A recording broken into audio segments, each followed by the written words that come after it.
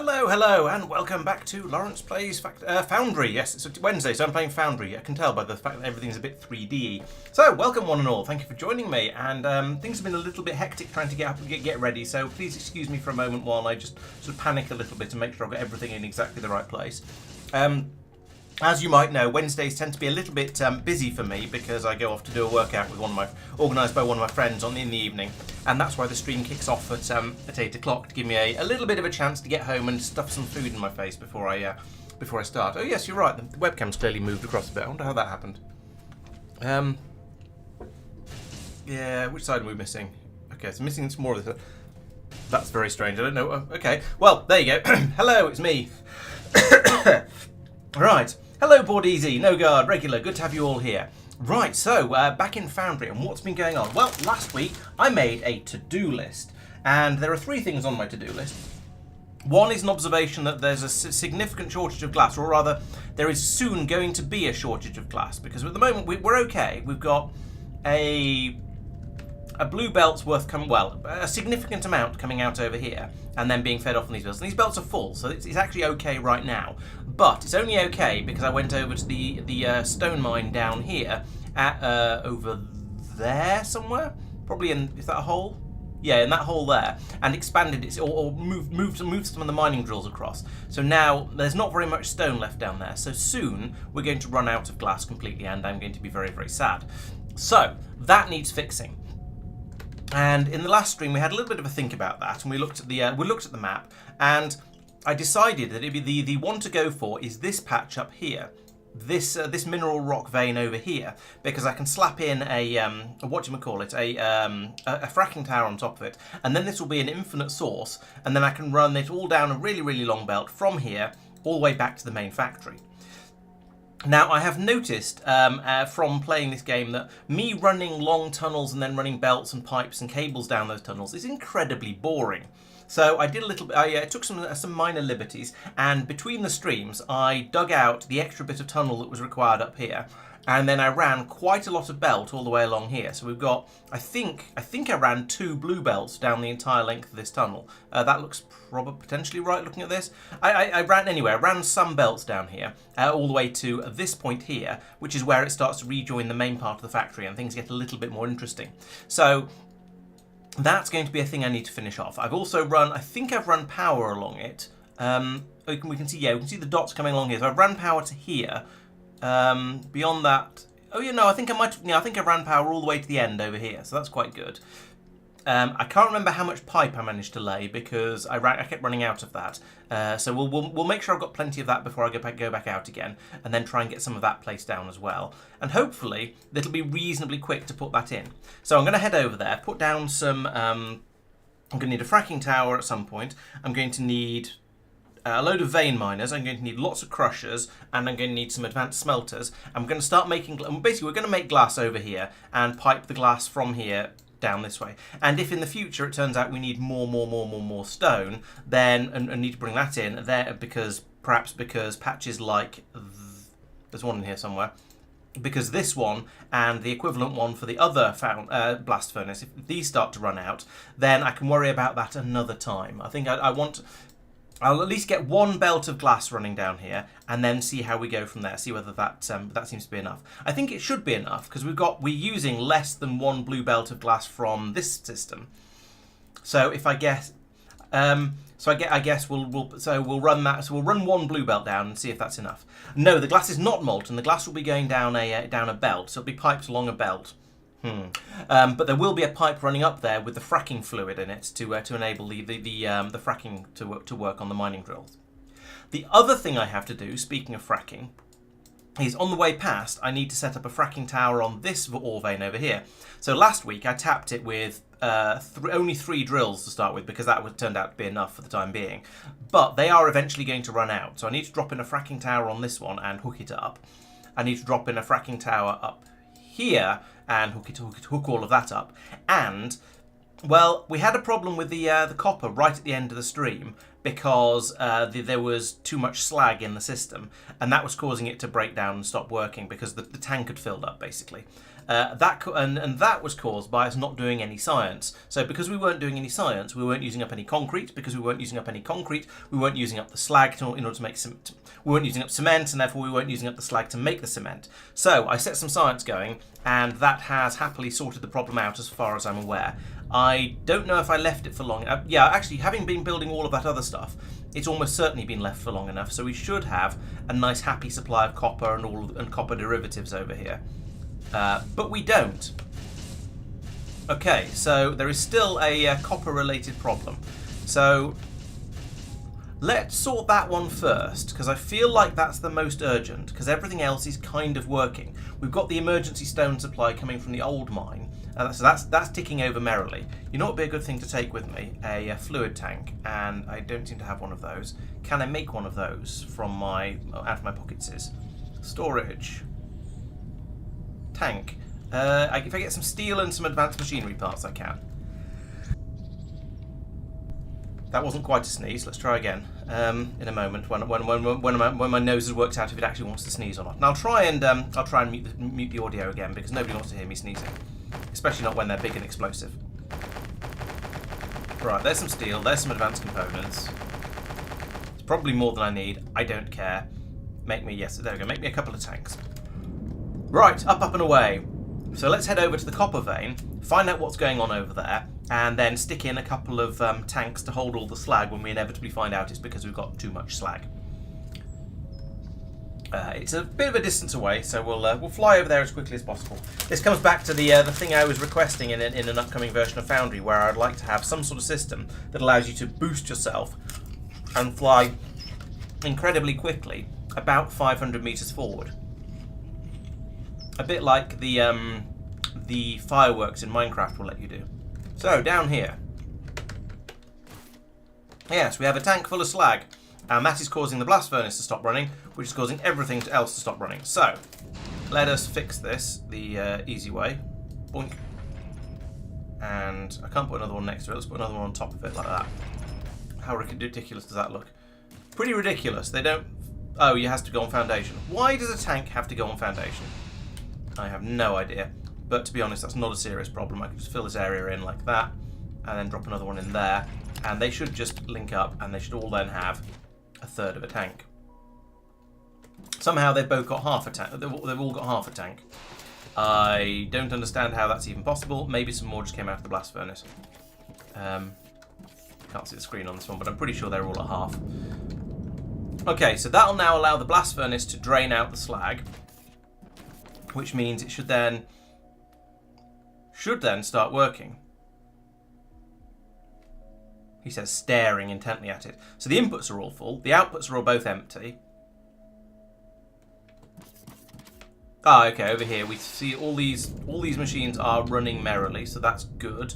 We are producing the copper at the rate to which we wish to become accustomed. Lovely. I do have a flare stack. Yes, I could delete slag, but I feel it feels wrong and wasteful.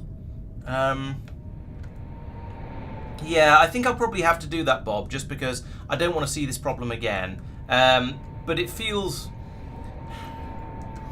wasteful when I'm getting through large quantities of concrete. But I guess by definition, if the tanks are full, then I'm not getting through large quantities of concrete. So yeah, let's whack a pump. Let's whack a pump in here. Pump. One of these guys. Which mode are you in? Yeah, you're in the wrong mode. Let's put you in low voltage mode. Put you in there. And then, yeah, we'll wire it up with some of this gubbins. So we're like, nope, right click. There we go. So let's go from there to, oops, never mind, there. And then we come down here, we use the clipboard, alt click, and enable when liquids and gases slag is greater than, I don't even know what how much stored in one of these things. Was it 100,000? I don't think it was. No, constant. I don't think it was 90,000, but I'll put that in now. I can set it to only dump when it's full, yes, which is what I'm doing here. And I think that's going to be the way. That is the way forwards. What's stuff? 84,000. Okay, so whenever it's over 80,000, it should pump. Not 90,000, so that's at 80,000. There we go. And right, so that will now wait for the tanks to... I put in a little bit more storage space anyway, which is probably a good thing, just because it feels wasteful not to, as I was saying. So I'm happy with that. And then this will flare it off. I don't know how you flare off slag in a flare stack, but never mind. It would make much more sense if I was dumping it into the ocean or something like awful like that. But then over here, you can see we are getting through a certain amount of the slag in order to make the concrete, in order to make the cement. No, the other way around. In order to make the cement, in order to make the concrete. But not enough to keep the tanks empty by the looks of it. So if we drop back in here again, have a look. Yeah, it's now got up to 46. That was at 41,000 when I first put the third one in. So we've gained another 5,000 slag in each tank, so 15,000. Yeah, we're clearly making that far too quickly. I suppose this means I need to go over and do the same thing in the iron foundry as well. It's 84 per tank, but I've only hooked up to one tank. So given they're all connected together, they should all have the same amount in them, and therefore, if this one fills up to above 80,000, then the whole lot is a bit too full, and we'll pump it out from there. Yes, a harder version of acid rain. Yes, you could look at it like that. Acid rain, where the acid falling out of the sky goes bonk when it cools. But there's no other pollution in this game, so I guess we're sort of okay. Right, let's go and check on the iron blast furnace, because that runs on essentially the same system.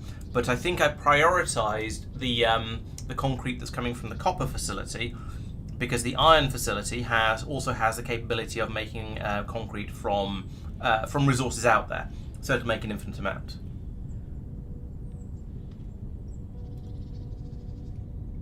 Sorry, so which display tells... I have to admit, I've approached this as if it's Factorio. So I've plugged into one tank and read off it to say when this tank gets full, then dump the stuff out. If I plugged into all three tanks, then yes, I'd have had to set it to 240,000. But because it's only plugged into one tank, I feel like that should be okay. Right, so over here, we have exactly the same system, except we only have two tanks.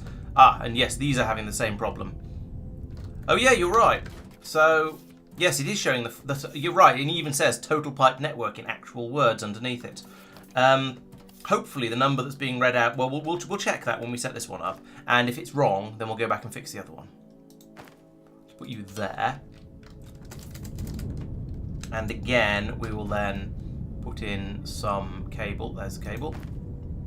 Bonk, bonk, bonk, bonk, bonk. There we go. Blub, blub, blub, blub, blub. And this one will be up to 50,000. So if we alt-click you, and we enable them based on condition, we want to say when liquids and gases blast furnace slag is greater than constant 50,000, then I want you to run. But it doesn't tell me what this signal is at the moment, which is problematic. It is currently... The pump is currently enabled, though, because there is more than 50,000 in here. So I'm going to say that seems to be okay. It looks like the number we're reading off this tank is actually the total amount in the system. Because if it was the amount in this tank, then it'd be about 28,000. That's a weird number to have, but okay. And then, therefore, this pump wouldn't have kicked in. So I think this is valid. It just means that if I put more tanks in here, then I need to come over here and update the number on the pump, which is a little bit weird and counterintuitive. Hello, Peter. Welcome. Can I boop this? Oh yeah, there we go. 55,000 on the data cable. So yes, that is correct. And so the pump is working, and so we're just blowing slag out into the atmosphere. Don't worry your pretty little head about how this could possibly work. Yes, I understand that now, Bob. I have caught up. I didn't read the actual words on the screen when I set up the previous one. I just assumed it worked the same way as Factorio, which is dangerous. Right. So that's the third item on my to-do list ticked off. Now let's go and do the second item. So, for this one, I need to come over and get... actually, I'm going to need 2 fracking towers bases. So we'll get two of those built and then head out and start placing them. I'm also going to need an enormous quantity of pipe. I have an enormous quantity of pipe. That's good news. So it should be relatively straightforward to lay that and get that set up. So if I remember correctly, I've got some machines over here with a bin next to them that make random advanced stuff for the construction bots to then build with. So if I come over along to here and I say I would like you to make some buildings, I would like fracking towers. That's a blast furnace base. That's a fracking tower. I'd like 2 of those. Have anything you can from my inventory. We need steel, green, and advanced. So let's get them out of here. Green, steel, advanced. Put all that in here. There we go.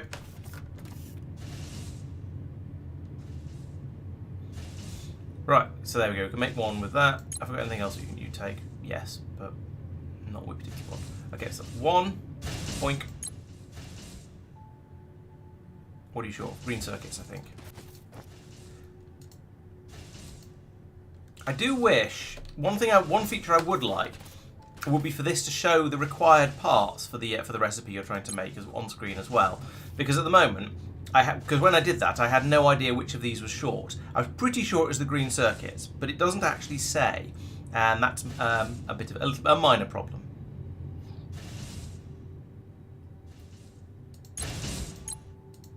Right, there we go. That's... Oh, I don't have enough space in my inventory to tell it to stop making those. So let's get rid of the steel and those things. And are there any green circuits left? No. Is that enough for them then to change the rest? Yes. No, still not. Are you still picking stuff up? I bet you are. I'm gonna wonder if I should ignore that for now and just... Oh, that fills up again automatically. Don't do that then. There aren't any other bits and pieces that go into one of these things in here.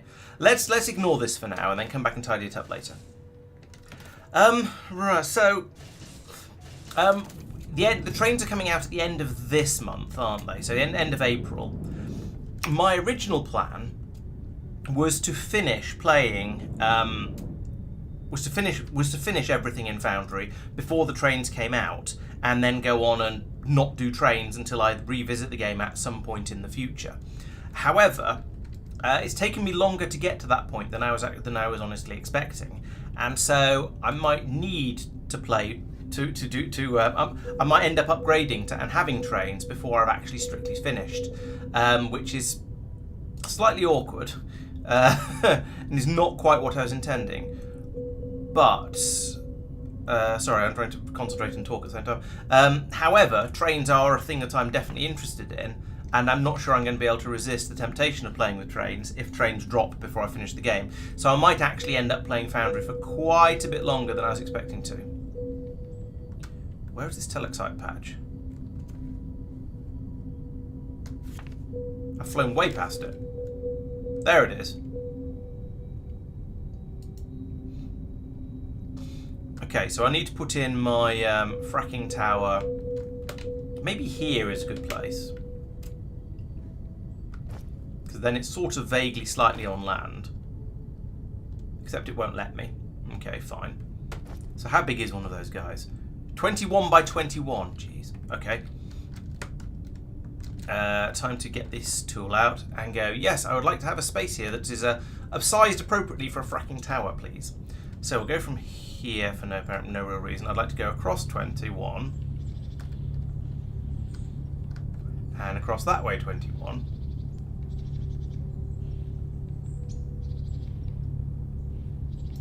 And then up until it pops out like that. There we go. And then yes, we can just do some digging in. I've overloaded the sound engine because we can't hear anything. Right, actually, let's turn my personal drones off because that's a ridiculous amount of stuff. And now I want to go off and find the edge of the patch, or I want to find this hole here. Yeah, I want to go down here, ish. And find that tunnel below and hope there's a pipe in it. So let's switch over to this drill and go down here, and hopefully this will drop me right into my other tunnel, and I'll be able to run a pipe up this hole. We'll find out if that works. And if I remember correctly, these tunnels are at 89, height of 89, so I'm nearly... There we go, I'm there. There is no pipe. Oh, goody. I've obviously... Yeah. I obviously ran out of pipe well before I got to this point. So, my apologies, ladies and gentlemen. You're going to have to watch me laying some pipe for a little while. Let's go and try and find where there's a pipe that I can join onto. There's some water down there. That should be leaking. It's not because of computer game physics, but it should be leaking. So somewhere down here, further than this, there is going to be a pipe that's taking the fracking fluid off to the iron blast furnace, this mine, and off down that way to the one bringing up all the other things. And so I should be able to join onto that one and run it up this tunnel here, and therefore have an enormous amount of resource, and then have plenty of it available. We're also going to run out of power every so often. There we go. There's my fracking fluid pipe. So I want to come in here. I want to cut that, and then I want to turn you into a TP like that. And then I'll switch to smart mode, and we'll go from here. Just run this forever down this tunnel. If I do that, now presumably with smart drag, actually, as long as I sort of slow down a little bit every so often, I can do that. Yes, I can do that, and then build an infinite pipe. So this is going to speed things up a little bit. I should try and find an auto run option to turn that on. Oop. Meh.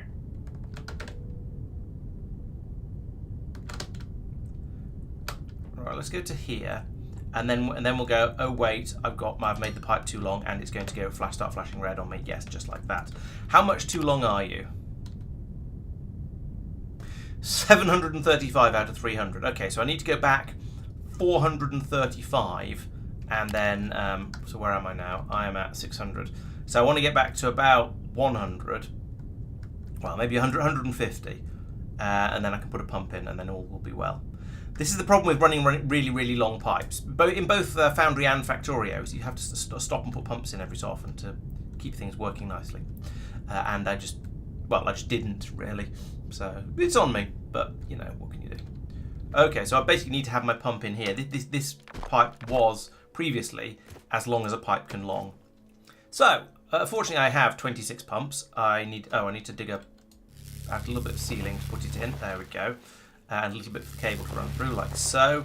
And then I can put in my pump, but it needs to be in high voltage mode, and it needs to be the right way up, and it needs to be pointing that way. So I'll put that there, and then plug it in. Bim. Bim. Just like that. There we go. So this one is now fine again. This one's still not fine. So it's every 300, isn't it? You can make a pipe 300, and it's 433. So we're at 160 at the moment, so I can get up to 460, or just before. So let's head out that way a little bit.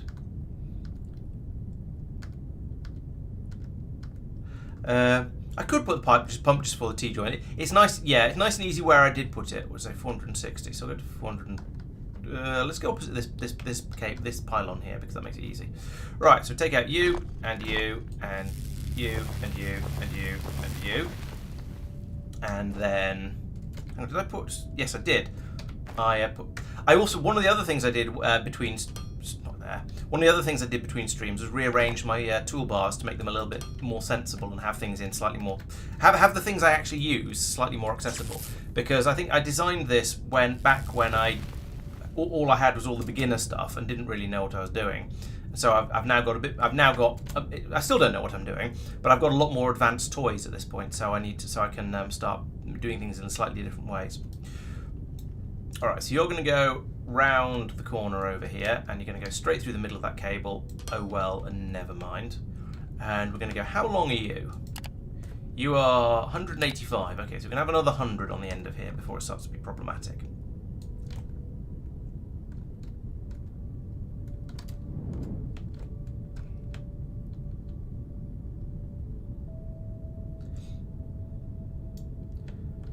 Could run 10 pipes in parallel and have, yeah, I guess that's that's technically possible. It seems a little bit silly, but so I'll carry on doing this the vaguely sensible way. Okay, so I need another 70. Let's use this tool just because I don't know why. I want to go 70-ish, which is about here. This is nice and convenient for a pylon, you see. Put that in, and then we go back to the pumps. Actually, no, we don't. We go back to the mining laser and we go pew, pew, pew, pew, pew, like that. Then we put in a pump, and it goes there. Is that in the right place? Yes, it is.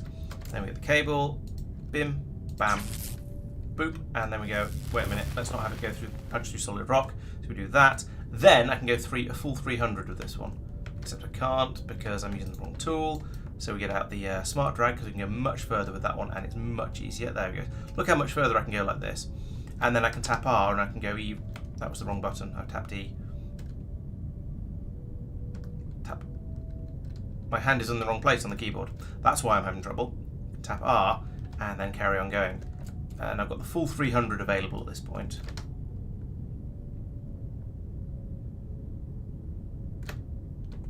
Which is about to here, because that's a convenient pylon.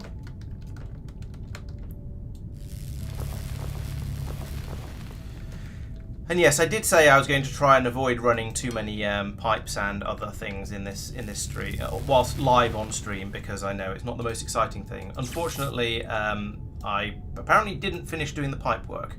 I didn't have as much time between streams as I hoped to, even though it's an entire week.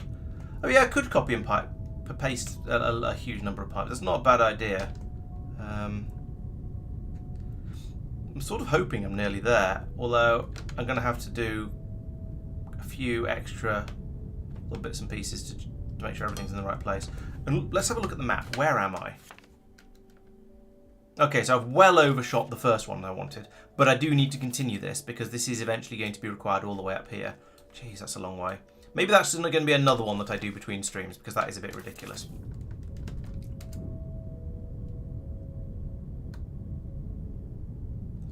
So presumably there's a small hole in the ceiling which I just flew straight past while I was laying pipe, which is understandable because spotting small holes in the ceiling is actually quite difficult. But round about, here we go, here's my small hole in the ceiling. So if I make this a little bit bigger, like that, I can take that out and put in a T-piece going upwards, like that. Then I can put in one of these on top of it, like that, There we go. And then I can dig out some more space here as well because that's just nonsense. And then, okay, we've got a pylon here. Hollow out a little bit more because I can. And then run a cable from there to there. And it's still going through rock because of course it is, so I'll take out a little bit more like this. Then I will need to have an access area around here, so I can still sort of get in here. That's not too bad. But then I either go up the hole, for goodness sake, there we go. I either kink the pipe or I make this hole bigger, and I think I'm going to make the hole bigger because that way I can get up and down here as well, by myself if I need to.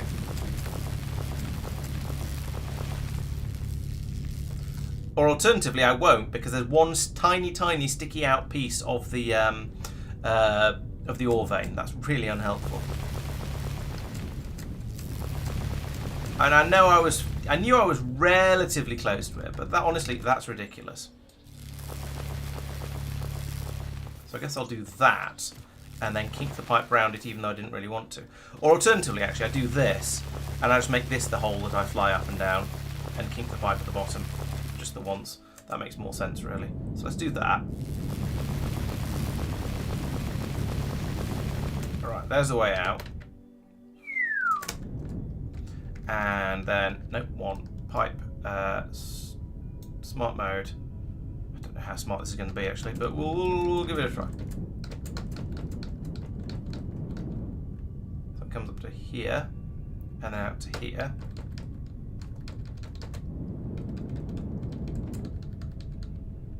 Up, please. Why are you being weird? Could you not try not being weird? Oh, I see. So that pops up there. There we go. And I've still got the hole there that I can drop into if I want to go down there myself. Now, up here, we've got a convenient open space with a with some sort of spiky turtle in the middle of it. So now, I can go in here and I can say, I would like to have a fracking tower, please. And we'll put you in here, somewhere. Somewhere in here.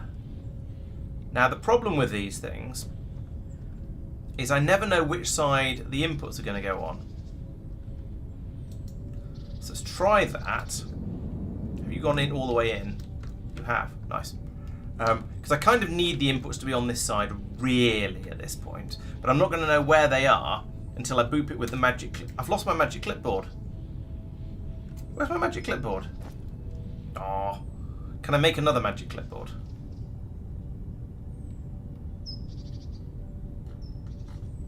Where's the magic clipboard? Oh, it's a handheld. There's the magic clipboard. No, I need a sheet of plastic in order to make it. Oh, for goodness sake. Did I put it? Oh, did I put it in one of these things? Can I request my magic clipboard back? What's it called? What's it called? Modular building planner. Of course it is. Okay, so I'd like to have that. I'd like to have, yes, one is fine. Will I get? Oh, I'm nowhere near a magic tower either. Everything's magic as far as I'm concerned. Yeah, it's lovely that way. No, we didn't test out high explosives against the oil patches. You're quite right. I'm still not quite sure where they come from, so it's going to have to carry on waiting. Right, there's a magic tower. Let's fly over to that. See if I get my clipboard. Because if I was smart, I'd have dumped these things into a Xeno chest. I was apparently not that smart. How have I lost my magic clipboard? What have I done with it? I suspect the easiest thing to do is going to be to pick up one piece of plastic and make a new one. It's not like they're expensive. But I kind of feel that things like this should be like the pickaxe in Factorio, where once you've researched it, you just have one. You don't need to worry about exactly where making new ones when they break, or exactly what you did with your magic clipboard. It's a bit unnecessary to force you to actually have one. There we go. So now I can go in here and I can make one of the damn things. I can make two of the damn things if I wanted to. And then while I'm on my way over, let's do some destructioneering like that. And where's my spare piece of plastic?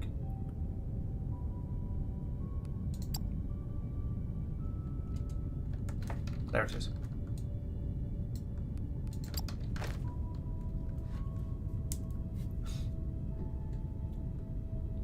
If one of the robots does take magic clipboard, yeah, oh yes, I think you might be right. Yeah, maybe I accidentally made a robot out of it. That's quite possible. If so, then I don't feel quite so bad about having. It feels a bit slightly less stupid to have lost it. Still awkward and inconvenient, but slightly less stupid. I maintain my earlier comment though that it shouldn't matter. Right, so I'm on the side that sticks out, so I would like to have. Oh, good! It happens to be the right way round. So yes, I would like to have a pipe connector and a power connector there, please. And then we'll have a tower there. And we'll have another. I don't know whether you need. I don't know how tall you need to make your towers, but I'm going to make it maximum height just for funsies. And there we go. There is a fracking tower, and we can start construction. Right, there we go. So that's going to get built. At some point, I'm going to need to come back and plug in power and fracking juice over here, but that can wait. I could bring the power up first while I'm standing around here, I suppose.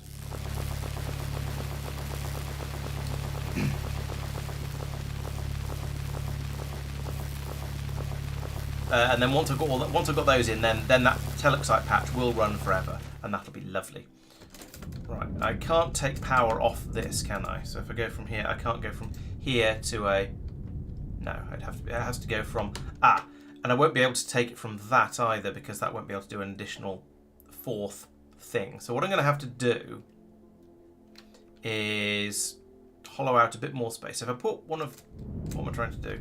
Right, if I put one of these in here, like that, and then I remove this cable, then I can run from here to there, to there, and that's now powered, and then I can take it up from there. Are you going through it? No, and that's not clipping either, which is really nice. So we can then go from here, onwards and upwards, like this.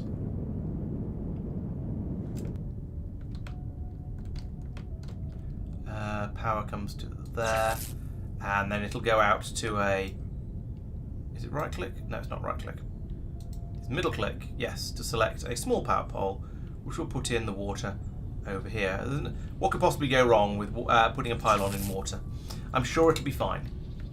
And then we can also run the pipe over. I can't remember which of these is which. I suppose I could probably find out by like this. No, I can't. It's not going to tell me. I'll wait till it's finished. One of these will be water. One of these will be fracking juice. The other will be power. I'll plug them in, and then it'll be okay. I can't finish it till I come back anyway. Right. So that's item 2 on the to-do list. Mostly done now.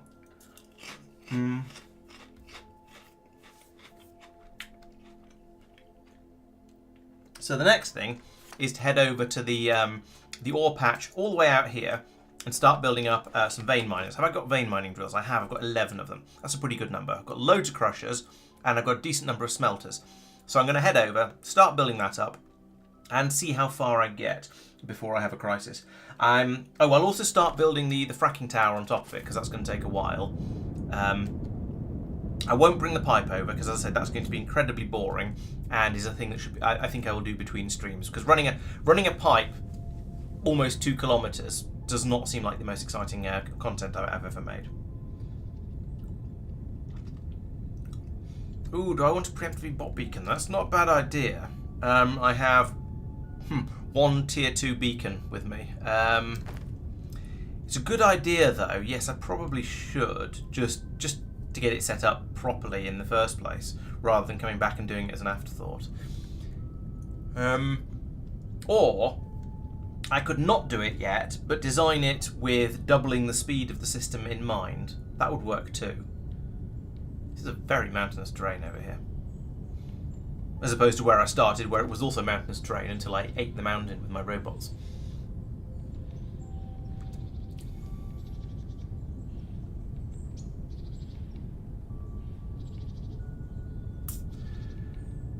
Oh boy, this is a long way. You can see why I didn't want to run this pipe, and why I ran the belts between streams, because this is a crazy distance. And I do have, yes, I have 1,000 more belts, so I can do quite a lot of falafeling around here as well. Right, so we're nearly there, and now back in desert. I put a flag up so I'd be able to tell where the entrance to my tunnels over here were, because I know what I'm like. And then this is going to be a much easier thing. Fracking tower to build. I'm going to still use the bots to dig out a large area, a 21 by 21 area though, because there's a lot of decoratives and I'd like to just get rid of them.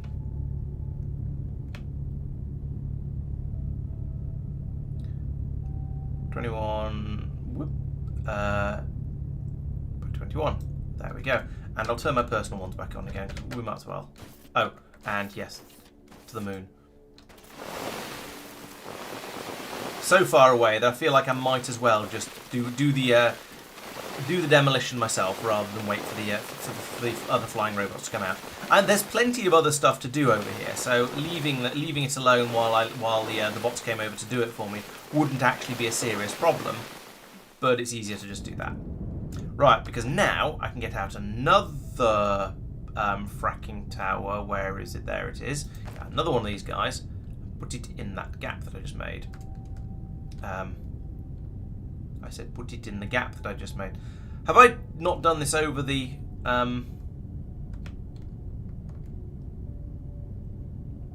vein? I might have not done it over the vein.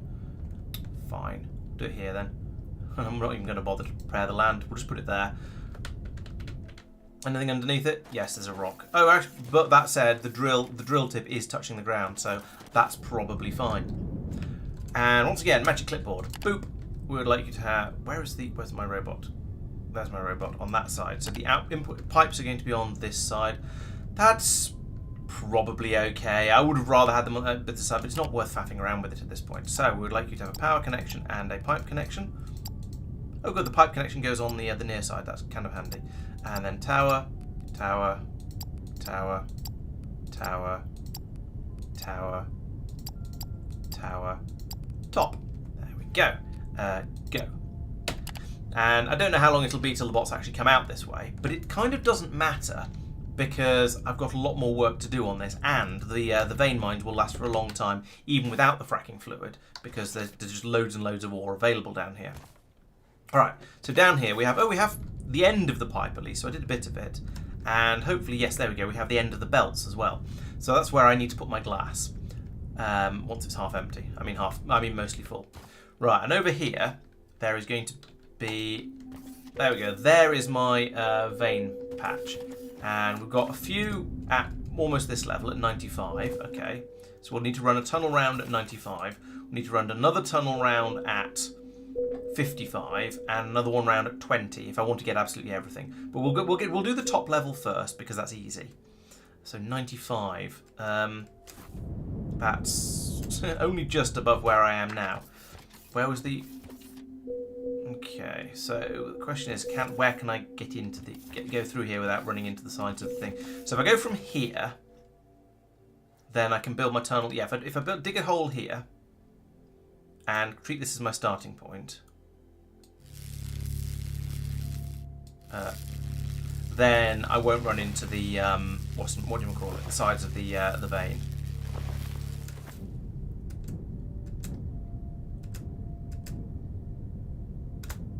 Right, height of 95 now. Is that that's my feet? I think is a height of 95. So my head is at 96. That's 97. It's 90. Wait, 1, 2. No, that doesn't matter. Doesn't matter what that is. So 95, 96, 97. No, that still doesn't matter. 1, 2, 3, 4. I need one more, and then I put the boring machine against the ceiling, and it's in the right place to dig me a tunnel.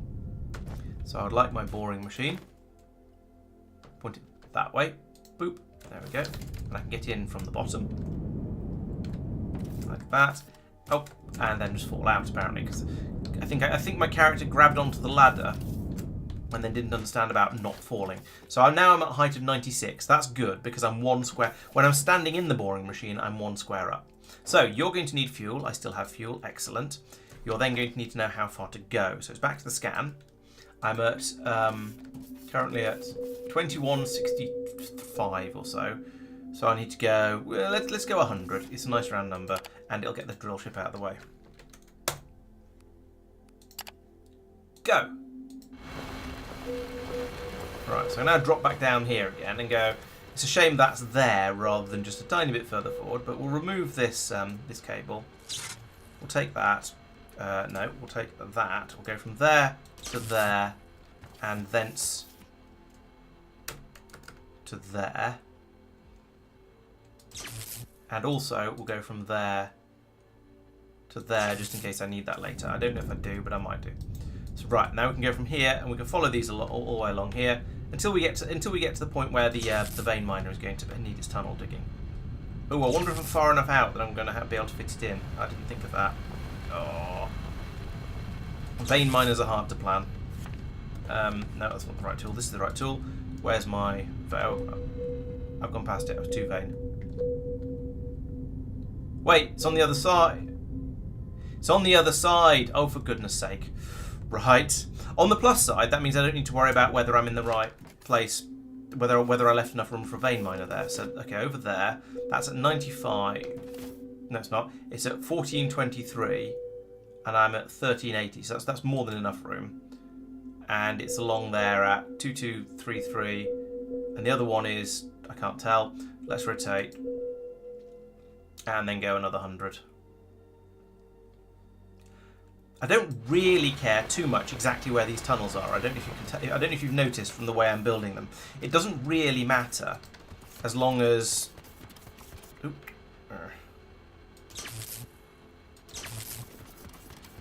As long as they sort of go round the outside of the vein patch, it almost doesn't. It doesn't really matter exactly where the tunnels are, as long as you've left enough room to then put the vein miners in between the tunnel and the actual ore face itself.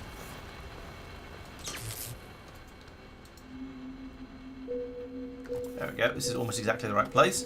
So from here, I get out this tool and I go. Is it here? I think it's here. And we'll go in that way. Try again. From there.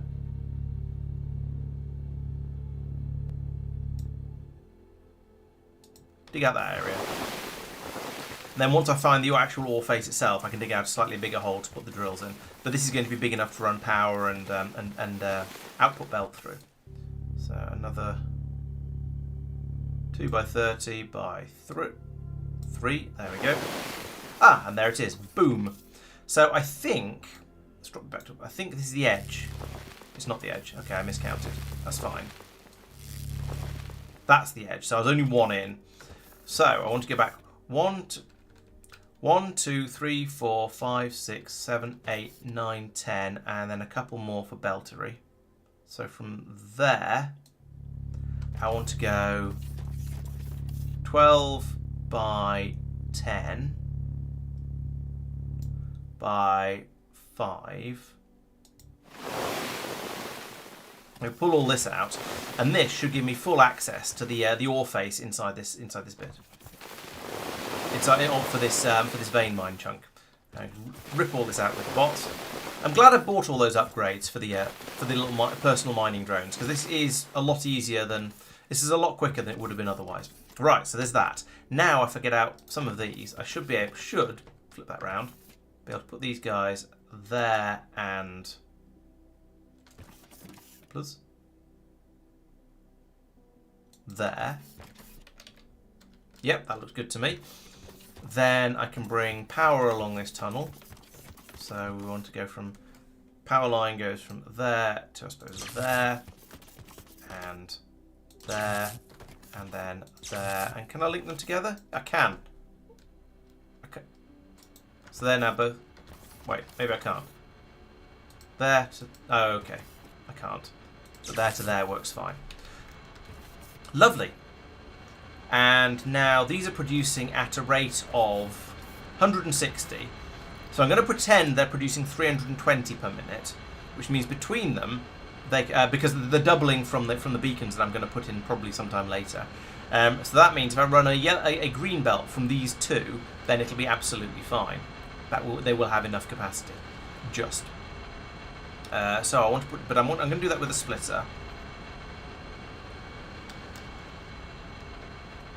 Which means I need to, well, I want to put the splitter there, because otherwise there'll be problems with the running the belt underneath. There'll be problems, I'll tell you. No, I don't. I can't put it there. Ah. Okay, I'm going to need to hollow out a little bit more space here to play with. So I'll take out all of this.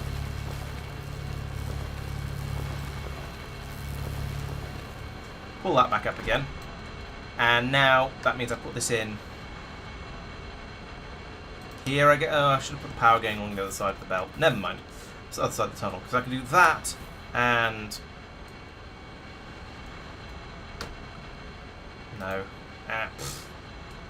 That and that. There it goes. There's my rock coming in. And I can run this along here. Actually, there's still room to run underneath these pylons. That's fine.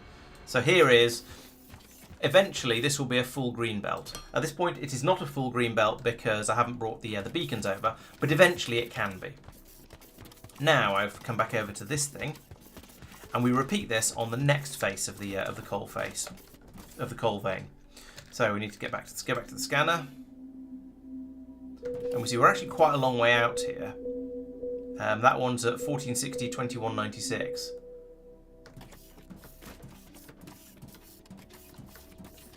Okay, so we're only 20 out. So we'll go, yeah, turn it again, and then we'll just go another 100 because that seems like a reasonable number. Off you go. Boop. And while that's doing that, I can come back out along here and I can start building up the cables along here once again.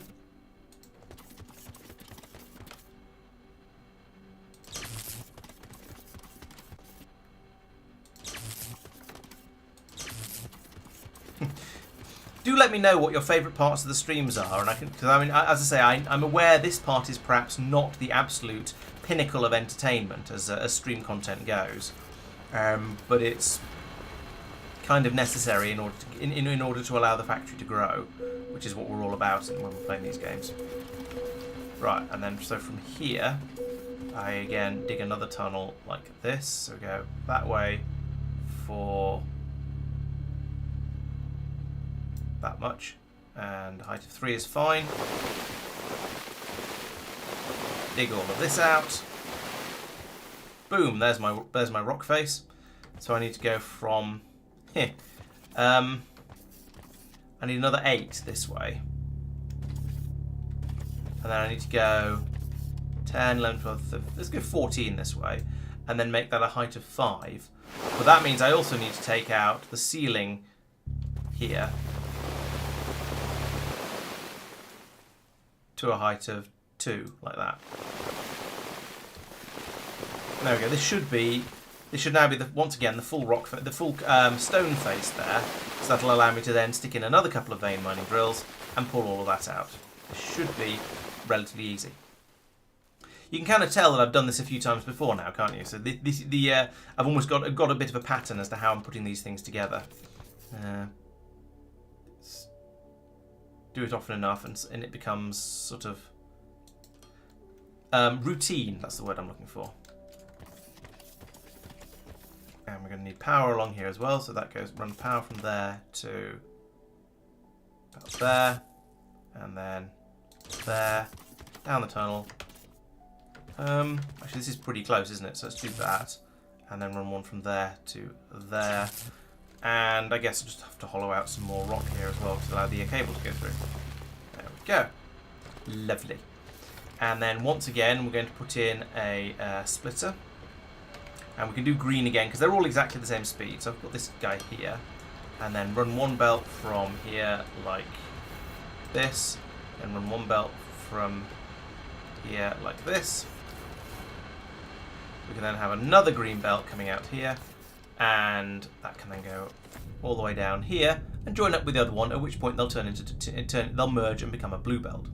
So this comes all the way along to here, like so, and then we put in a blue splitter, like that, and then we can run a blue belt from here off to wherever I end up doing the actual production of the glass.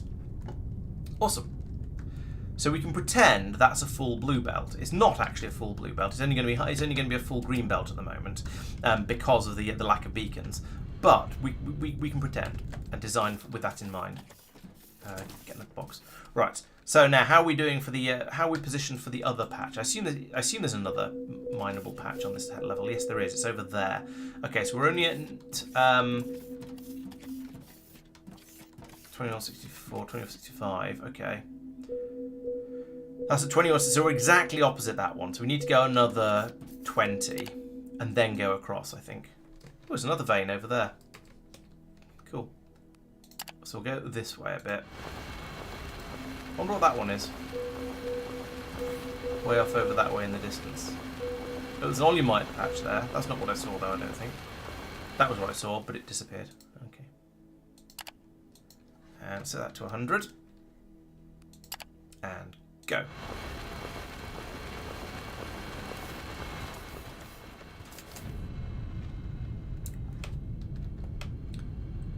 From here, it would actually make more sense to take the belt away the other way and carry on going in the other direction and have them meet up around the other side. We'll probably do that, just out of sort of sake of sanity, as it were.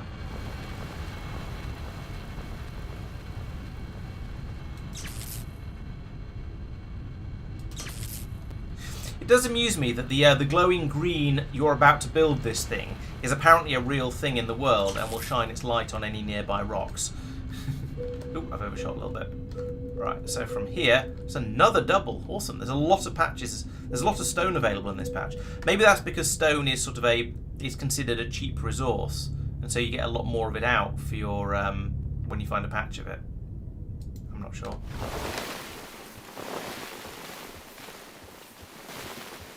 Chomp, chomp, chomp, chomp, chomp, chomp, chomp, chomp, chomp.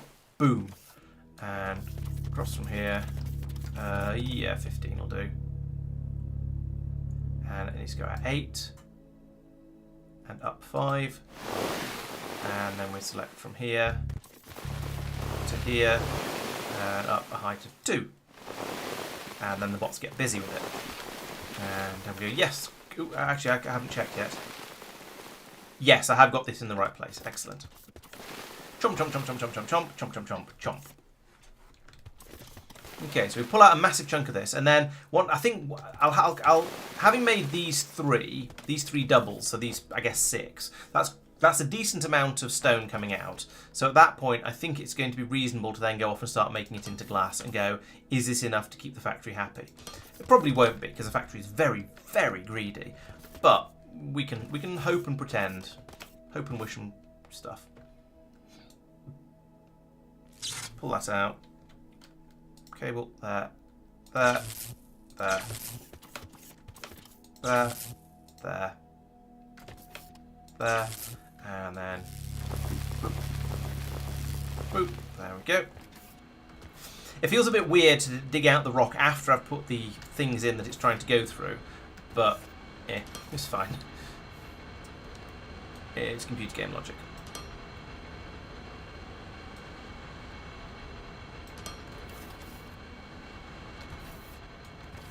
Right, and then we'll continue this one along this way. Like this. How are we doing for getting back to the original tunnel? It looks like we're fairly close. In fact, I reckon I could probably go north from here, and I'd probably find the tunnel. But I might go another 5 forwards first, I think. So let's do that, confirm that, and go. And turn. You know, actually, for neatness, let's pick this up again. Let's fly all the way around the tunnel and come in from the other direction, because that way I will be basically guaranteed to get a proper quadrilateral rather than something with a wiggle in the edge of it because I didn't line things up properly.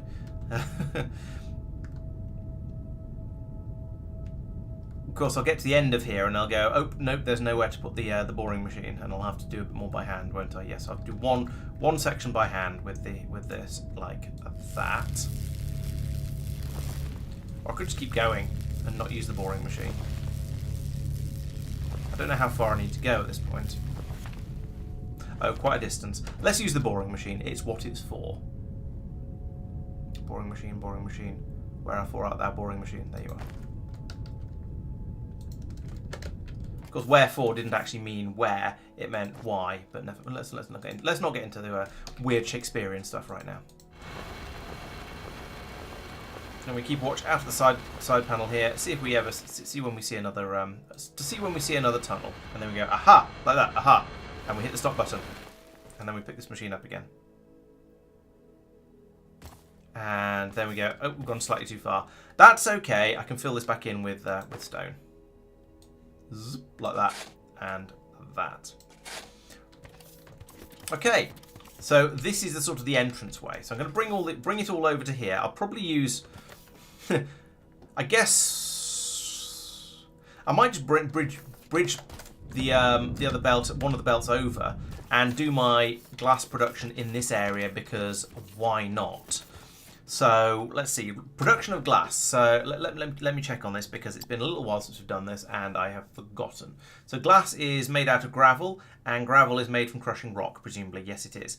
So we need, in order, if I want to have a blue belt of glass being taken away, well, it takes 5 gravel to make 1 glass, but it takes 2 mineral rocks to produce 6 gravel. So if I have 2 blue belts coming in, I'll have slightly more than a blue belt going out. And at the moment I have 3/4 of blue belt coming in. So this isn't remotely enough, but it's a good start.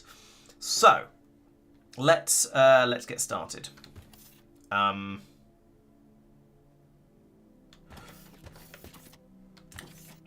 kind of want to just open up an area here and start building. So let's do that. From here, we're going to build. We're going to take out a big chunk of everything. 7 by 14, sure, why not? And go up to the standard height of 5. Take that area out, and this will give me a bit of room to play with and start putting things out, scattering things around, and seeing what they look like. It's going to be quite a nice big area, I think. And so yeah, we'll use this for experimentation. And just because it's nice to have machines in a slightly more open area rather than cramming them into the tiniest little void you can. It feels sort of slightly more satisfying that way. So we'll also pull out to here. Sure, why not? Makes it look deliberate if I make my lines line up with each other like that. And so in here we're going to have machines for crushing, and we'd like to have enough in a row to do a blue belt on the input, and that'll produce 6 blue belts on the output, won't it? Okay, well that's going to be interesting. So we'll have little loops, I guess, then in that case. So we'll start off with, let's put down just 1 crusher to start with, because I don't know how many of these I don't know how many of these it's going to take to do the stone. Oh, let's take it back out again. Let's drill down even further, and then we can have some building foundation in here as well. I will also need power for this. I forgot about that. So let's take out an area that's 1, 2, 3, 4 by 3 and goes up to the ceiling as well. Right, and then it's building time, so I can put in some of this like so. And we're going to need what do we call it? One of these guys, a transformer in the corner, give us power. That's fine. And then we can go back to putting in the crushers, which is this guy. He goes here, like that. And then we look at it, and it'll say it'll say no power, because of course it will. So at that point, it's back over here again to bring the power in. Okay, I've disconnected these two apparently, so that goes from there to there and to there. And to there and there. Right, so now we have power. Do you need a recipe? Yes, you do. You need configuring. Excellent. So we can tell you to do gravel. And now we see we have a 20 a minute in. Oh, that's only tripling. Oh, it's 2 to 6. Right, okay. So we've got 20 a minute being processed by this machine. So if we wanted to do a blue belt, which is 1280 per minute, we need 64 machines. That's frankly ridiculous, but okay. So we have 64 machines to run that belt that's coming in from over there. But it's only going to be 32 for now. So let's put in 32 and then come back and do the upgrades later, because frankly that's ridiculous. So I'm going to want to put in some belts here. We're going to have a blue belt as an input, like that. We're going to have a blue belt as an output, like that. Yeah, like that. And then we'll link across the next set of machines a third of the way through. Right, so we need to have an inserter, boink, and an exerter, boink. Toggle, there we go. And now we can start doing a little bit of copy-paste. So we want to take this guy from there to there to there. And we'll do a copy in place. And then I said 32 to start with, didn't I?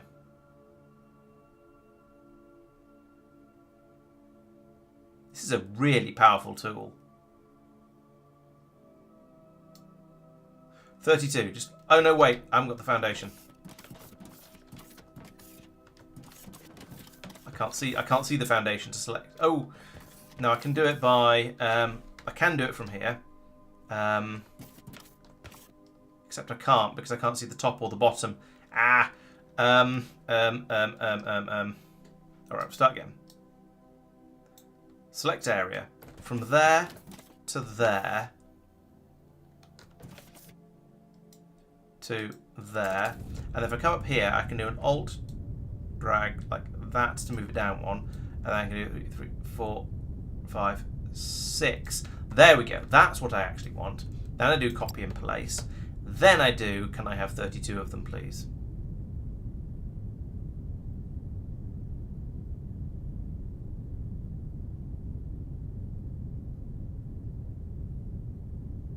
Like that. Then we go in here and we say demolish terrain. Boop. Ooh, that's a bit of slowdown. That's a lot of slowdown. Please hold. I hope the game hasn't crashed. To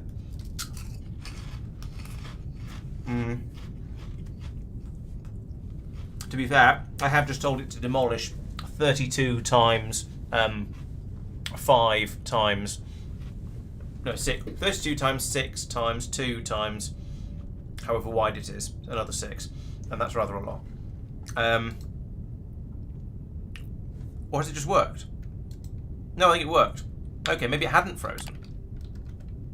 No, it hadn't. It hadn't demolished the terrain. Let's try it again. Demolish terrain. It's not working. Okay, maybe I'll have to do that manually then, which is a bit of a shame, but is sort of doable. So 32 times 2 is 64. That's easy. That maths is easy. So I want to go from here out to this point, which is 6 wide, and I want to go out, I guess. Well, there's 30, which is a start.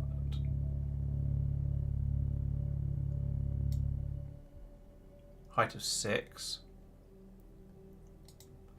Yeah, I didn't really want to have to do this quite so manually, which is a bit kind of sucks. But I guess it is a bit unreasonable that the copy-paste system will just demolish absolutely everything in its way. So maybe I shouldn't complain too much.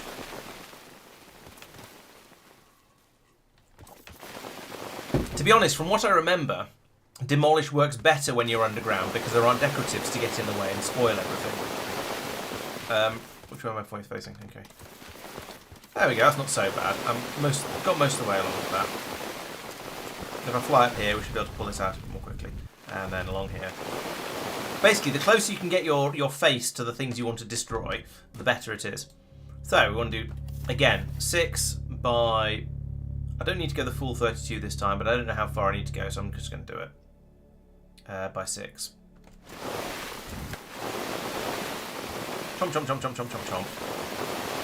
So let's run through here, demolish this as quickly as possible, and then I can come back and tidy up the bits around the edges afterwards. How much did I get? How much did I miss? 1 moment. Apologies for the rather stroby effects that we're getting as we try and fly through these. I could go backwards, I suppose. That might be a little bit less ridiculous.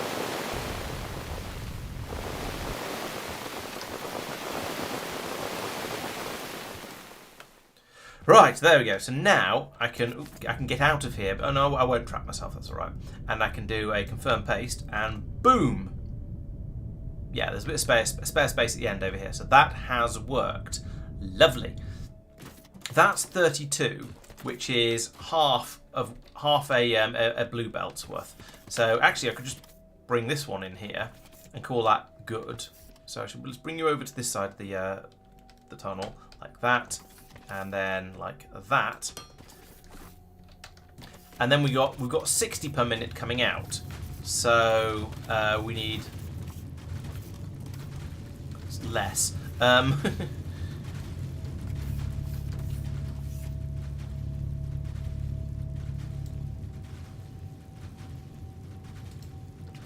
So 60 per minute. We had 64 machine. No, it's 64 machines per blue belt, wasn't it? So if it's a third of that, then it'll be 22 machines per blue belt, or slightly less than. So I want to have, after 22 of these guys, I want to have a belt splitting off. 1, 2, 3, 4, 5, 6, 7, 8, 9, 10, 11, 12, 13, 14, 15... 16. I've lost track. 1, 2, 3, 4, 5, 6, 7, 8, 9, 10, 11, 12, 13, 14, 15, 16, 17, 18, 19, 20. It's actually 21, not 22. So I want to split that there. And then that'll be the right number for running however many furnaces it is I need to keep up with all of that nonsense.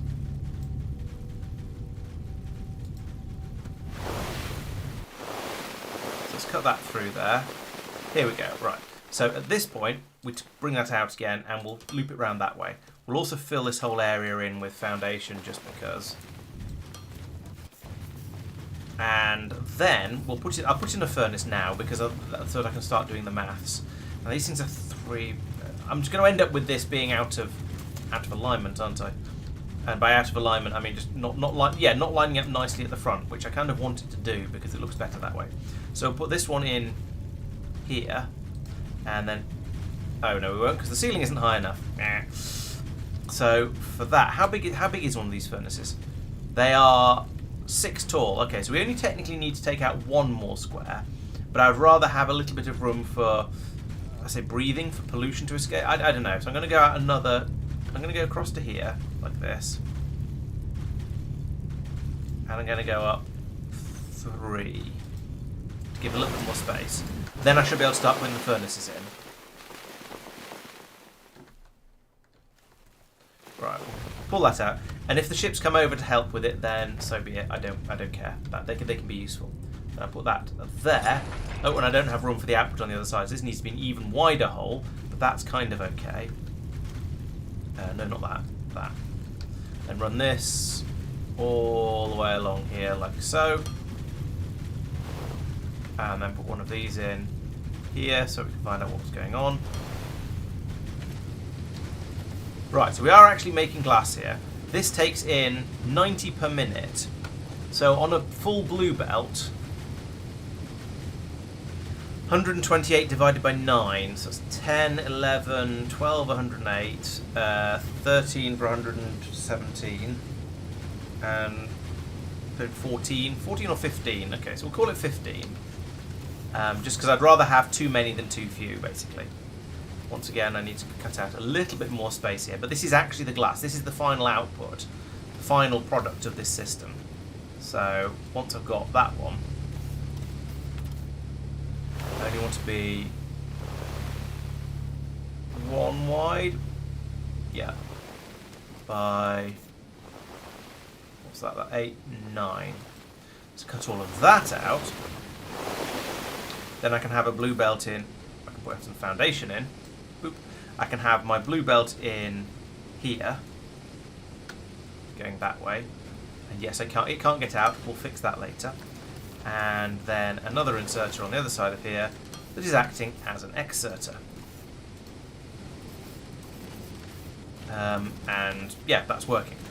So I said 15, didn't I? Which would be 900 plus 450, which is far well over.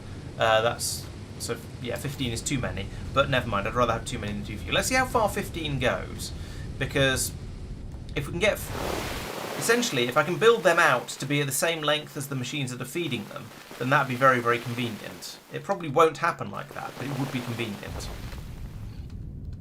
If I just spend the entire rest of my life digging stuff up out of the ground here, that would also be quite possible.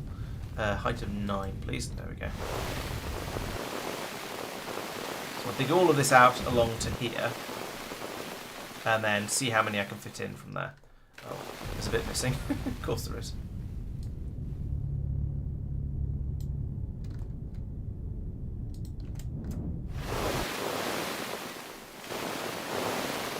Right, there we go. So now, back over here again, and it's time for another copy-paste attempt. So we'll go from... we want to select a new area. Go from here to here to here. Confirm copy and place. And then how many can I get along to here? That is going to be 14. Okay, that's a good number. I like 14. Let's paste them in. I'm not sure if it's exactly the right number, but I kind of don't care. It's sort of close enough that I'm okay with it. Right, and at that point, we then need to knock out a little bit more of the end wall here, like that. Boom. And then, just like that, we have a quantity of glass coming out here. Now, this is not going to be remotely a full blue belt, but that's okay. It's a step in the right direction. That is going to be... In fact, it's not even running this one flat out, which is interesting. Oh, that's because I haven't got all of this up and running yet. Okay, that's all right. So then over here, I can take out a slightly smaller area over here, like this. And go, oh dear, that's where the pipe is. Fine, I'll move across a little bit further. Like that. And then this can come out to here, and then it can start going down. Like that. Not that far down. This far down. And it can come all the way over here and join onto that. Hey, it's glass. Lovely. Just what we wanted. Just what we came all this way to find. Now that running at the speed of a full blue belt isn't going to last for very long because we've massively overestimated the amount that this can theoretically produce. We're just going to merge more belts onto this as we get more and more and more capacity up and running. So that's step one. Getting to this system here, which is capable of running one green belt, I believe. So we now need to demolish a load more of this. We need to get a bit more capacity in here. To be honest, I'm just going to continue copy. I'm just going to copy and paste this further along and have a second belt filling it all up. I don't think I need to go any further, although I might just for sake of completeness. No, try again. From there to there to go back 15. Sure, that's fine. Up 9. Right, so we'll dig all this area out. So, theory being that the amount of stuff that's coming out of all these crushers is going to be the same amount as is used by a load of smelters of the same distance of them, essentially. 40 times 9 is 1260. Okay, that's close enough. I'm not looking for perfect ratios here because such a thing does not exist. And also I'm not sure I've got the inputs to run it at that sort of speed. So now I can come back over here, I can go back to the copy paste thing, I can go repeat all the way along to... I'll put in one extra because I want to, like that. So put you in there, confirm paste, and then fill the area under here up with foundation because we need that.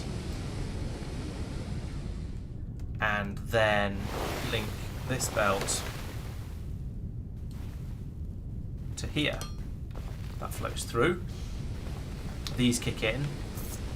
And okay, so that should now be pulling in a full green belt's worth of stone. And I think that means it should be as fast as this would be if I put the beacons on over here. So at the moment, we should see this. Okay, this is ticking down slowly. I don't know whether, to be honest, I'm not quite sure whether I expected that or not. Yes, I do, because when I put the beacons in, then we should be getting twice as much out of here, and that should maintain it at the rate that the other end over here can produce. So next thing to do is to hollow out this much space again, and have this again to deal with the belt of stone that's coming from down here, which currently is a blue belt carrying a green belt's worth of stone. So bring this over here like this to here, and then along like that, and then we'll have to go over or under this, but that's not a serious problem. In fact, you know what I should do? I should mirror this and then have them overlap slightly, and then I could have them both feeding out onto the same blue belt. Because you see, this isn't remotely full, even though the input is full. This isn't remotely full, and we're also going to want to split that as well.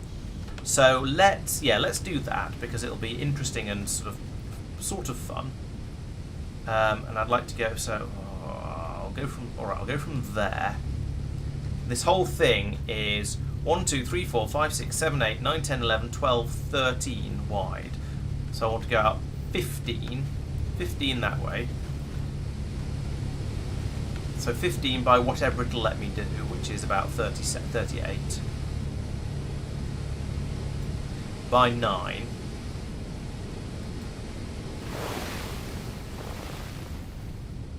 Yeah.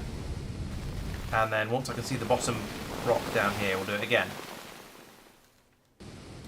This one only needs to be 13, doesn't it? I'm stuck on stuff. Right. Try going in over here, all the way into the corner, and make sure I get the measurements right. Yeah, so 13 by, I would like to go all the way to here. I'm not sure what I pressed then, but it was wrong. From there to there by 13 by 9. I'd like to start pulling all of that out. I think I'm just going to turn off my personal drones now and wait for a construction ship to come out and deal with all of that, because that is a crazy amount. Especially as I've just realised, actually that's not enough. I need to then do it again because I'm going to be theoretically getting double that out from here. Let's do that later. I think for now this is going to be as much as I'm getting anyway. So let's go and check on the surface and see what we've got coming up there. So I've got a hole here that I can fly up like this. Zoop. How is my... okay, the construction drones are out here. That's a good sign. How are we getting on? We've got 58% and produced. Okay, that's not bad. Presumably, it's already done the other one because that should have been started first because, well, it was placed first and it's nearer. So I think that should have got going already. Now we've just got construction drones buzzing around here. We can let this finish.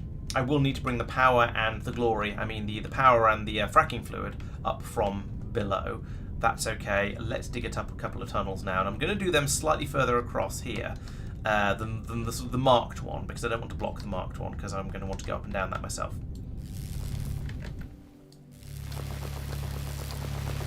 So drop down here.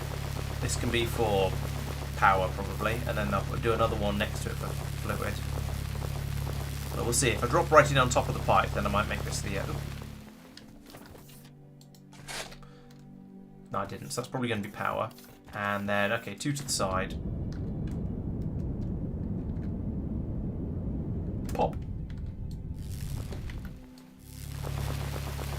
And drop back down here, and we can bring the pipe up this one.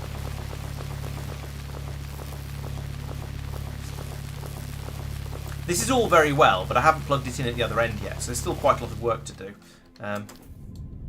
Pull that out, and pipe. I want you to be a T-piece. All the way up, and rotate it like that. And put you on there. Lovely. And then straight, but like that.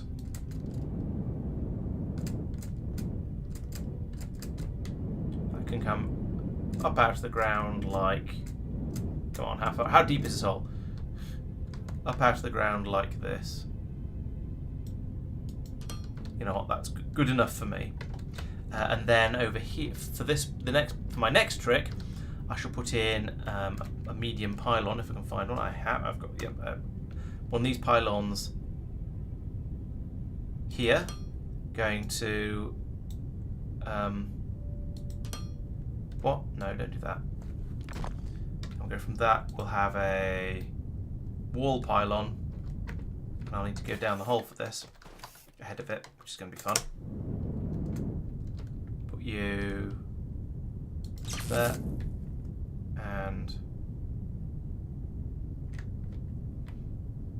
there's been quite a lot of running of cables in this stream, I feel. Pop, and that goes there, and...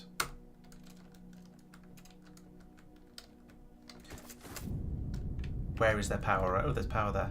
Let's go with that. And then we'll just tidy this up a little bit. Boop, boop, boom. There we go. I'll take that one out as well because it looks lonely. Right. So there we go. That's the things ready to plug into the fracking tower on the surface once that's available. And over here, yes, the glass is coming through. Yes, that's about all that can be said for it, really. The glass is, in fact, coming through at the moment. I think now it's probably going to be sensible to go back to the other end and feed this into the rest of the factory system. So let's go back. I'm going to go back above ground if I can get up the hole, partly because it's prettier and a little bit more interesting, but mostly because if I travel this way, then I can go diagonally. Whereas if I go underground, then I have to follow the tunnels, and it's going to take a bit longer. But yeah, this will be a belt of glass going all the way back, basically to the edge of the factory. And so from there, I can then try and work out how I want to bring it into all the rest of the systems that are using it. And debate whether there's a big enough tunnel going under the middle of the factory yet. Yeah, exactly. Ventilation can be for overheating as well as for oxygen. I mean, that makes perfect sense.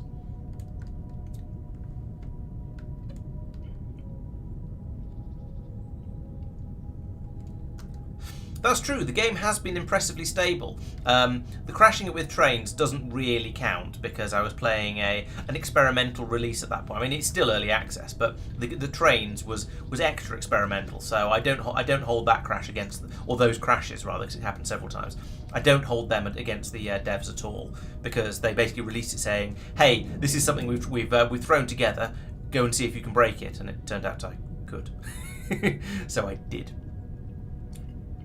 But yeah, that's entirely understandable because it was sold at that point as an experimental release that, hey, you're welcome to go and have a play with this if you want. Where am I going? Okay, so I need to get to about here and then decide what to do. I wonder if any of the glass has actually reached the other end of the belt yet. Just while I fly through these mountain passes. It's quite sort of impressive how scenic somewhere that is just made out of piles and piles and piles of cubes can be, isn't it?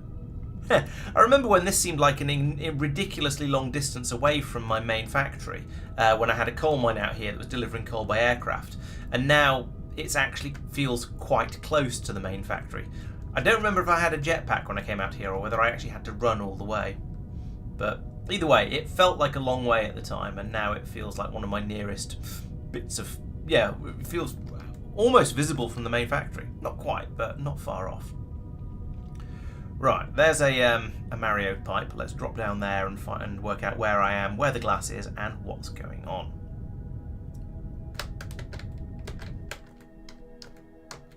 Oh, nearly. Boink, boink, boink, boink, boink. Okay, oh, I'm about here. Right, so yes, this is pretty... Yeah, this is pretty close, actually. The belts for the glass should be... I don't know why I don't see any. They should be around here already, I think. Or maybe... Oh, no, here. This is where they come out. So, yes, the glass has reached the end of the belt. So, from here, it probably wants to come... So, at the moment, we've got the glass being made over here, being fed along a belt here and popping up in this sort of area. So I feel like the sensible thing to do is to run it along this tunnel down to here, where we split off. I think that's where the that's where the electronic components split off in the same place. Run it through here, join onto that belt over there, and merge the two with a priority for this one because this is made from the infinite supply. Right. Okay. So glad I've worked that out now. So we'll bring this through under here, and then actually what we'll do is we'll bring it up one, then lock that place, and then bring it to there, and then there, and then there, and then we'll drop down and go along at ground level. That seems like a sensible way to do a belt. At least, until we get to here where there's coal in the way. Great. All right. Well, at this point we'll have to come out a bit then. Come along here, and then there's copper, so we're gonna have to do something else. What should we do here? I could just go up. My concern is that we might end up making this tunnel a little bit narrow, but that's not a problem. I can always make the tunnel wider if I have to, because yeah, we do need to go quite a bit further. Okay, so yeah, let's just go up and then go over the top of the copper like this. Copper load of that, as they say. I think they say. Right, so bring that to there. Then we'll go along the other side of this tunnel, and in exactly the same way, we'll go down. I said in exactly the same way. So from there, we'll go down, and then just carry on in a straight line that way. Boink. Get a bit of a kick up the arse from that. Right, so there isn't room here for this sort of shenaniganry, so we'll clear out a bit more space here. In fact, I'm going to make this into a wider tunnel because there's going to be quite a lot. I don't know if there's going to be a lot of demand here, but I might want to get down here myself sometimes. So I'll go that way for 30 apparently, and then we want it to be 5 high, like the main tunnel. And I will turn my personal drones back on for this one, so I would like to dig this out fairly quickly.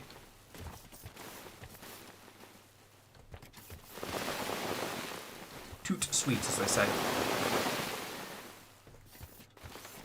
where they might be Nanny Og.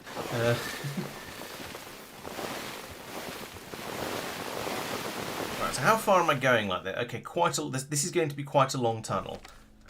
I think I might get the boring machine out because doing this by hand is boring. So it's not called the boring machine because it itself is boring. It's called the boring machine because it does the boring work for me and makes it much, much easier. So knock all that out like that. In fact, what I should have done is knocked it out on the other side. Then it could have been all the way back. So I'll take 6, fine, whatever. 2 and 5. Go out this side. Then I can put the boring machine in here, and then I can send it back afterwards, maybe, if I feel like it. Oh, it's not going to get all the way, actually, come to think of it, so it wouldn't work, but there we go. Put you in there. All aboard.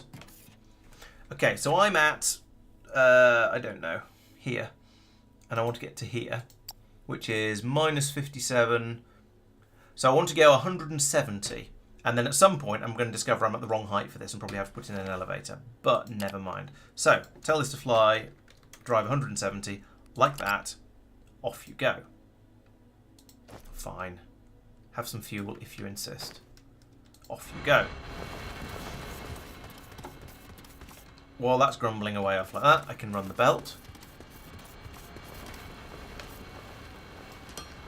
In fact, while that's running like... if there was a way out, oops.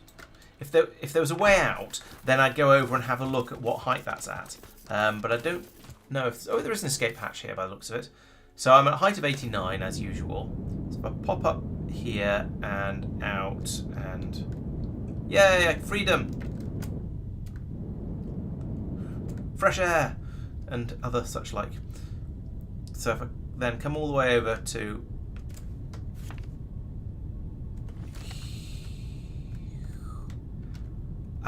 somewhere where the glass comes through. Okay, we're going to have to go back in from this end and find our way through, I think.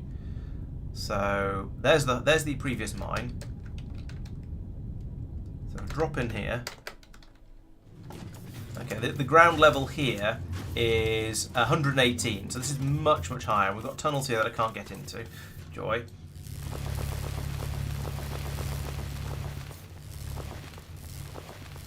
There we go, there's a way in.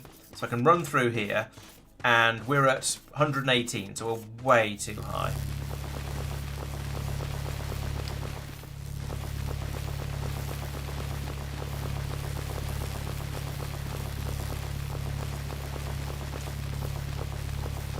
So this is going to be enough of an altitude change that I'm going to need to bring. That I'm going to want to use an elevator because I can't be bothered with a ramp of that sort of magnitude. It's just going to be silly, sort of an endless spiral kind of thing. And yeah, I'm not going to deal with that. So we're going to be putting in an underground elevator in here, which means I'm going to need to get power to this area because we're going to need inserters for loading and unloading.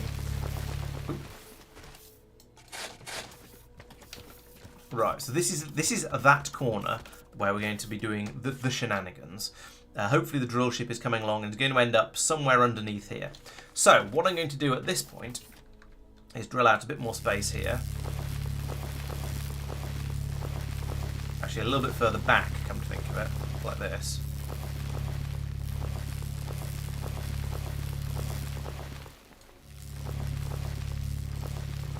And then I'm going to put in an elevator. That's the wrong button. I'm going to put in an elevator top at this point. So put you there. And then, yeah, the power is going to be an interesting one. So what am I underneath at the moment? Not a lot, so I could probably tunnel straight up from here. And maybe find power if I'm really lucky. Or just freedom. Pop! Okay, there's power fairly close by. That's not too bad. So I'll dig a trench through here like this. Just like that. Power. Right, I'm not gonna block this hole up yet. I'm gonna fly back over this way, get back into this tunnel, and go through and have a look and see how the boring machine's getting on. So these are coming out of a hole in the world over here. So I want to go through here and then drop down this hole. And from down here, we'll hopefully find the other end of that elevator? He says optimistically, given that I can't see it. Right, where are we? Not quite there yet. Okay, so it's just that I didn't dig quite far enough. Have you run out of fuel? Structure is blocked by a reserved... Ah! So it can't dig any further because the elevator goes here. That's actually really good. So let's do a 5x5.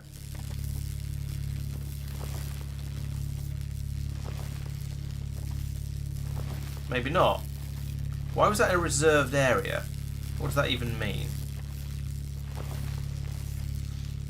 So I don't know why the boring machine stopped. Oh, here we go. Here's the elevator though, and that's what matters.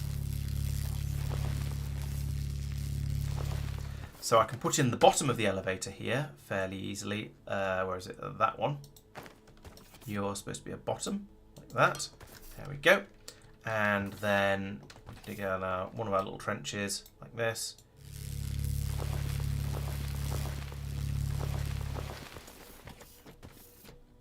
And then we'll have the hole go up here.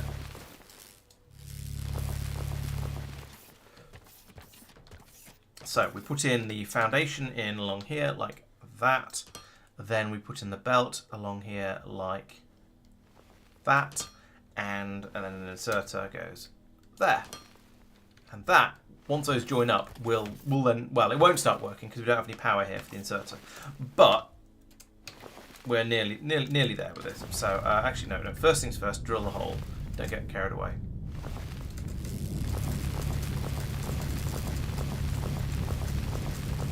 Let's just go all the way up.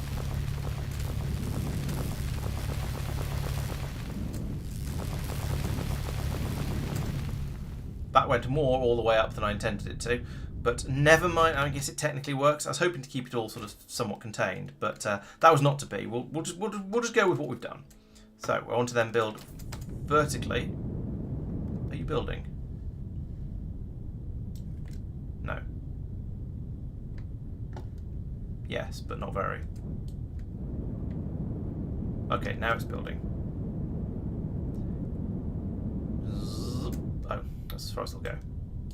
And then to there. Right. Okay. So that's powered the one at the bottom. We then need to do the same here with this one.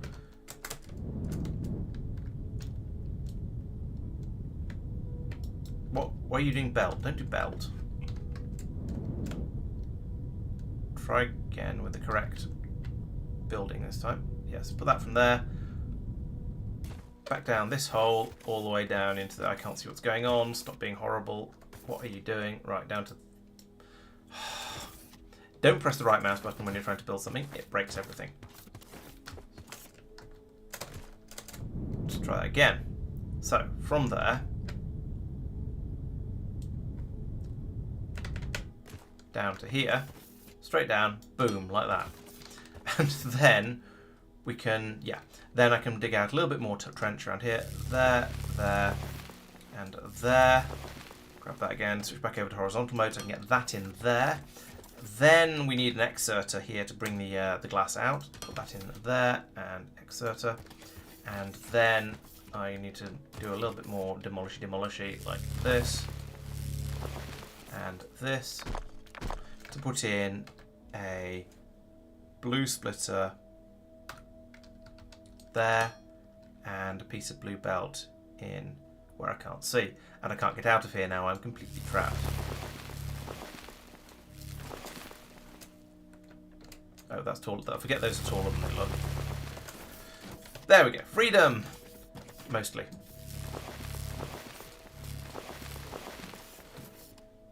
And we need a piece of this belt under there to bring that out. And we'll prioritise that side because that's the infinite one. And this can top it up if necessary. Right, after all that, we now have a supply of glass being brought from the system way over on the far side of the universe, all the way over here, and taking the load off this one. Because you see, this is now no longer moving. I don't know whether it's going to actually keep up in the long term because we're bringing because we've only got a relatively small amount being fed in there. but it's going to be doing reasonably well. It's going to be producing at least some and topping it up, and it's an infinite supply. So if we start to run out, all I need to do is go over there and increase the amount that's being produced. I don't need to go off and find a new mine. So there are a couple of steps left to do with that, though. Stop it. There are a couple of steps left to do with that. Left to do. One is to get, and both of those are go in and hook up the fracking towers, because both of those should now be finished. So the first one is, it's not that one, but it's sort of associated with it because it's just over this way from that one, and I believe that should be finished and ready to be plumbed in now. So we'll head over and sort that one out. What is it? Oh, this was some infrastructure for a coal mine. Yes, I had a landing pad for the aircraft that was balanced precariously on those until I took it away and reused it somewhere else. Right, there is my completed fracking tower. So I can drop in, get that one set up, and get that to start outputting all of the get that to ensure that we'll never run out of telexite over here. So the first step is to give it power, bim, bomb, like that. Second step is to give it goop. So we'll go from here. We'll get the smart drag from there to there, and then we'll have to remove this piece and just turn it into a corner because we weren't quite smart enough. That and be a corner in a slightly weird way. Can we rotate it that way? We can, but it won't help. There we go. Bloop, and there we go. That fills up. Excellent. I was afraid that it was suddenly going to go, nope, you've made the pipe too long at that point, but no, it seems to be all right. So now, can we see if this fracking tower is fracculating properly? Where's your control panel? Here it is. Go. Bloop. Frack away, boys, frack away. Okay, so it's not using any yet, but that's fine. I think everything is running. How is my power? Because this is a thing I had to play with quite a lot in the last stream. So what time is it? Is the first question. Time is 4:15 in the morning. So we're going to get power in 4 hours. So we are 2/3 of the way through the night, I guess. And we've got more than half the battery capacity left. So I think we're currently okay. That seems to be all right. The massive expansion I did in the last stream does seem to be keeping it happy, so that's good. Okay, so that's one fracking tower. I'm pretty sure the other one will also be complete and ready to be plugged in now, because it was like 60% full before I set off to go over and plumb the glass in at the other end. So I think we should be okay.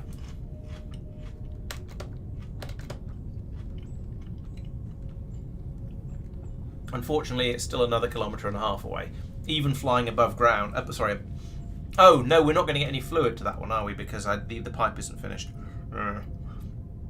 Maybe I should go in and finish that off just so it'll actually be working. I don't know. Even if it makes for sort of slightly boring stream footage. I don't know why I'm flying lower and going around this mountain. Again, I think it's to make things a little bit more interesting. Because buzzing low over the terrain like this is a bit more fun than, especially when there's canyons to follow like this, but I'm at the wrong end of the canyon. There's some lovely canyons over between the new telexite patch and the factory. I'll have to go and play with those on the way back. Oh no, except I won't, because I'll be underground, because I'll be running a pipeline all the way along.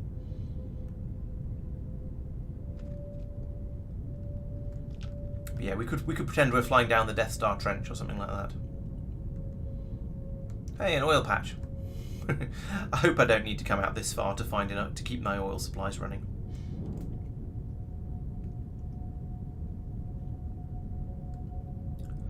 Right, yes, there we go. There is a finished and somewhat floating fracking system.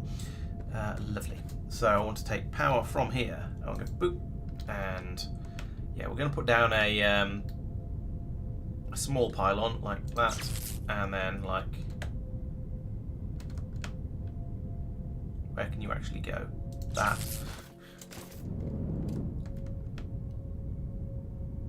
That. And that. And then the pipe comes out over here as well. So we'll do the magic pipe. Magic pipe. No, out this way, please. Can you go this way? Yeah, there we go. That's nice. I'm going to dig a trench through here, just because why not, really? So I have to come all the way over to here. And then come up. And then go in there. So let's go and dig that. Oh, no, I don't. What are you doing? For goodness sake. Right, let's shoot some stuff. That can go. That can go, because that's stupid. And all of this can go. Smart pipe might not be quite well. I don't know. It kind of is smart because it was avoiding bits of terrain that it couldn't go through. But it seems a little bit silly. Right. So come over here. Oh, and there's a tree in the way. Okay. Look, move that, and then we can do from there to there. Oh, and then it goes down again because of how. Oh, I don't care. Right. So there we go. That's power and fracking fluid. So we need to turn you on as well. Boop. No fluid. That's fine. Well, it's not fine, but it's expected. So drop in here. Ooh, right in the hole that time. So we have a dribble of glass coming through. Let's see. Ooh, let's see how the excavation's gone over here. It hasn't gone on over here. Okay, that's interesting. Apparently, my construction bots don't work this far from home. Apparently some sort of union disagreement, I guess. I don't know.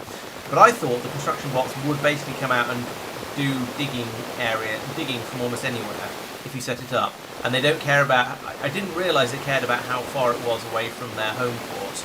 And I also didn't think they cared if it was underground. So I'm a bit surprised that didn't all get dug out. But, oh well.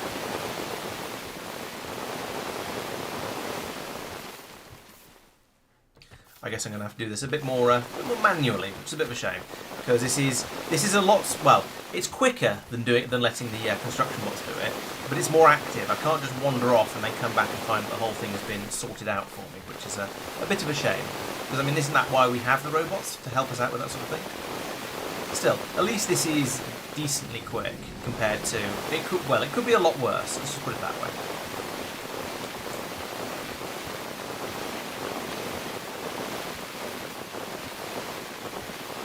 Chomp, chomp, chomp, chomp, chomp, chomp, chomp. Alright, so I've got... That's two-thirds of it gone from ground level, so I'm probably about halfway through.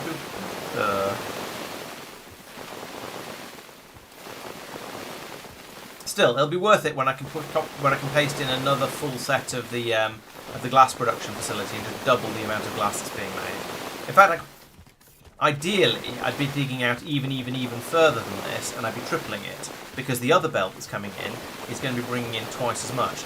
Now, granted, none of these belts are running at full speed. I really should have brought some more robots out in order to set up the beacons, but I didn't think of that at the time. But that's going to be another thing to do to make everything run a lot more quickly and a lot more effectively. And so it'd be quite nice to have all of this specced up when that happens. In fact, once I've finished doing this digging, I would like to go and check on the amount of output that's coming out from the the amount of stone that's flowing into this, and whether we are actually using it all up. Because I believe we should be using about twice as much as we're bringing in at the moment. So the stone supply shouldn't be able to keep up with the number of machines I've put down. Because I think I put down the right number to do an entire green belt. With the intent of eventually that being an entire green belt once I've botted up the production system. So at the moment it should be only about 50% capacity, and we've got a full steady, and we've got an unlimited output because we have a blue belt that's taking stuff away really quickly, and we're desperately trying to fill it up. So in theory, and there certainly isn't any jammed on the belt in the middle there, and then we should find that lots of the machines. Yeah, lots of these machines seem to not be working, or not be running. They're probably fully functional. They just don't have any resources to work on. So that's actually working about as it would.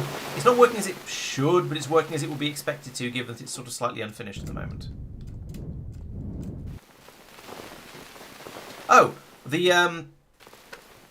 automatic bots have finally turned up and joined in. They took their time.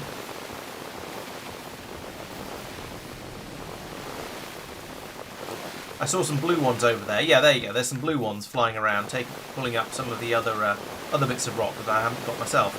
Okay, so they have finally turned up. I wonder if there's something like the way in Minecraft you get stuff only happens if you're close enough to it. It could be something like that. So we do still have a solid green belt going in here, which surprises me, because I didn't think we had the throughput for that. But it does peter out about here because we don't. Yeah, we've got more input. Oh, I see. It's not actually a full green belt. It's just coming out in big bursts because that's how vein miners deliver it. Okay, that's fine. That fits with my understanding of how things were expected to be working. Right, this is now all cleared out. So what I'm going to do is I'm going to get out my copymatron. Actually, I'm going to fill in some foundation first, because otherwise I'll not have any and I'll feel silly. So put that in like that. So what I want to do is I just want to do. See, if I do 3 of these, then that'll be 2 of those. We'll start off with that. So I want to go from a new area. So we'll go from I'll start over here. 2 of these, and 3 of these. So that's from there to there, up to, it doesn't matter, there. And I would like to confirm copy. And then I would like to put it over here, but I would like to mirror it like that. And I'd like to move it all the way to here to line it up, and then I'd like to move it 1 square that way, which means those are going to get blocked, sure, but that's okay. We'll fix those in a moment. That's why I'm only doing a small amount of this first for now. We can confirm paste that into position. Then I can put in another 2 of these there and there, and they'll output onto, well, they will output, there we go, onto this belt as well.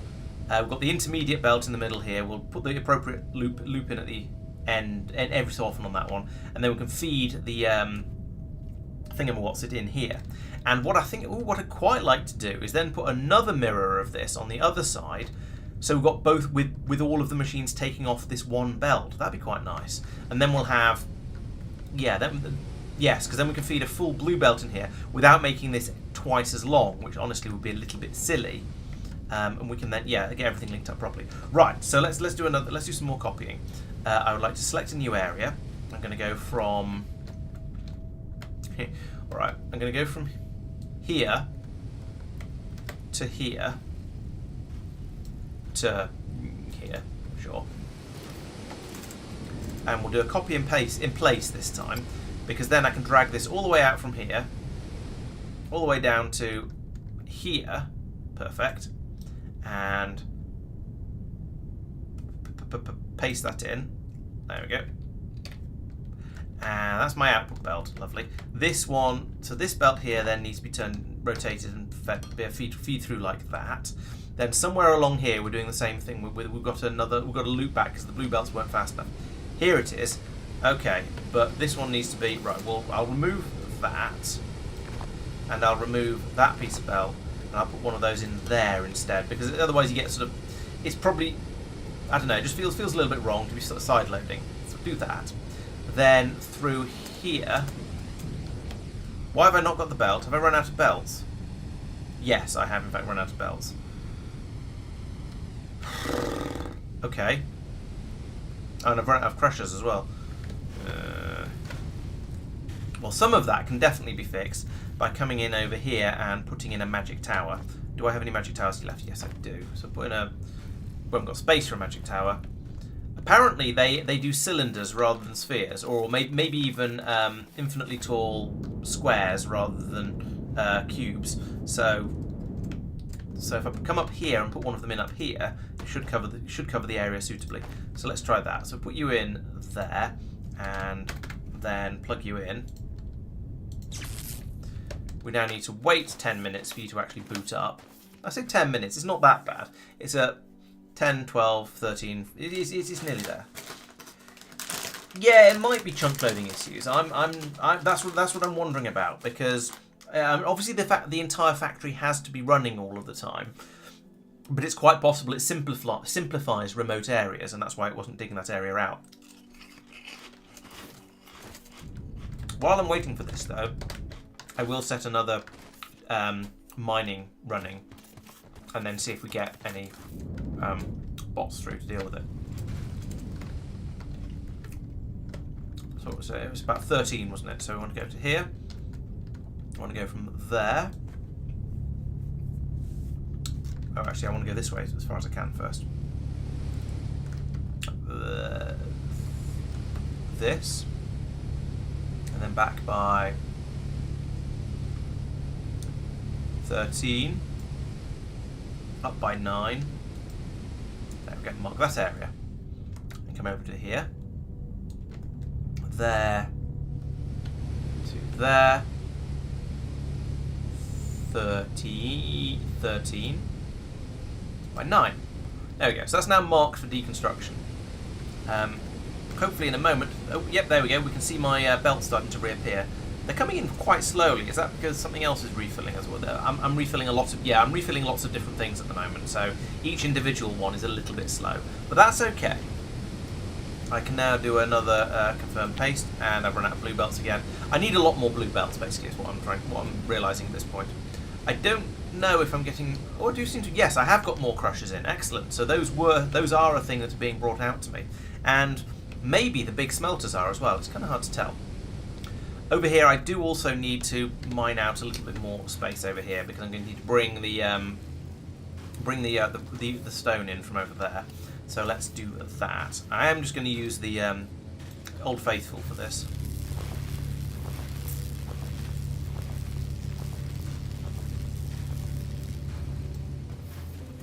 Which apparently has a somewhat limited range, but that's okay.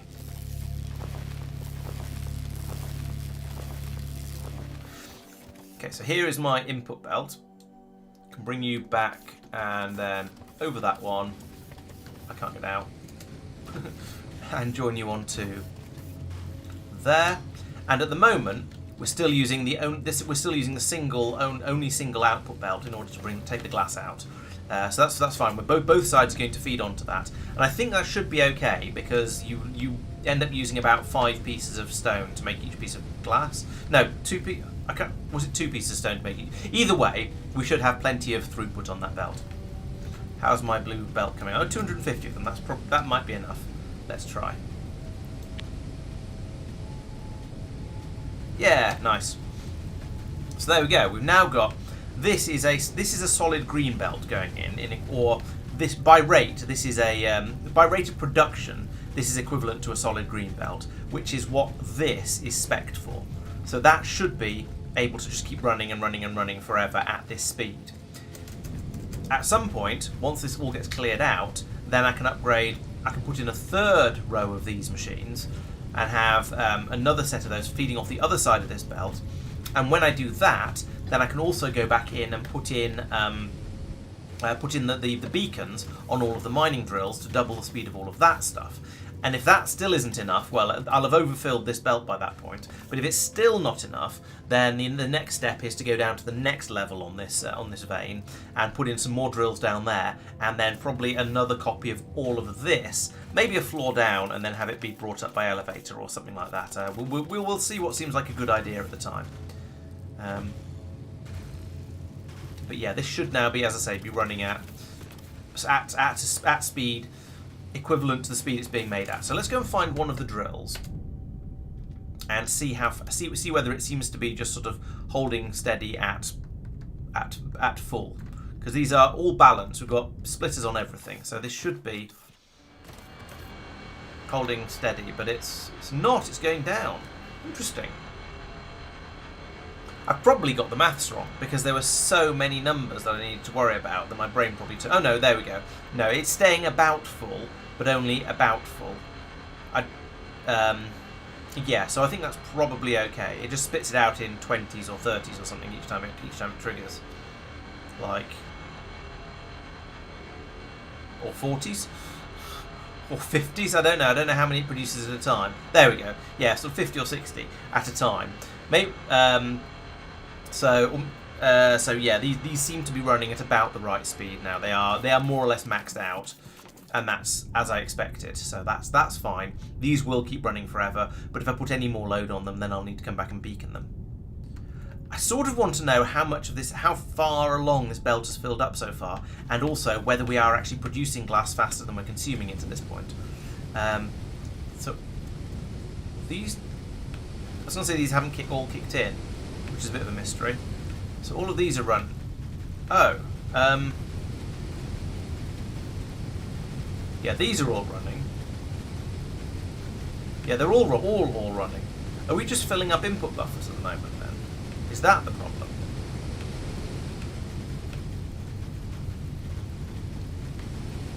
So it's getting to about here.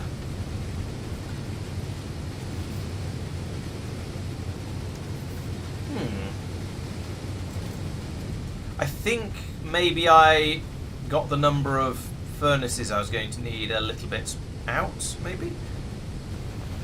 Oh no, I haven't put in the loop back, the crossover point, this bit. So I need to put in an, yeah, so we'll be filling the belt up.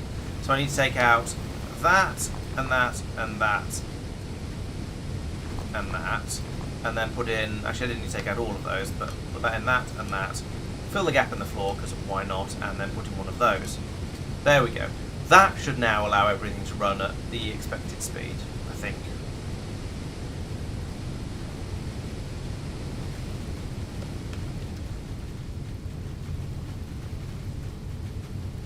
It's certainly getting further through.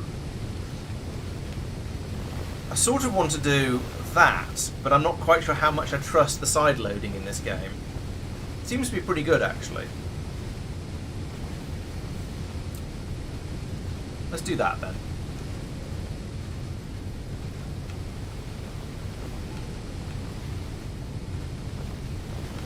Why are you stopped? Is it just because your output is full? Yeah. Oh, I see. Because all of these weren't working for a while. We're now dumping out all. We're now trying to empty all of their output buffers. Okay, that's fine.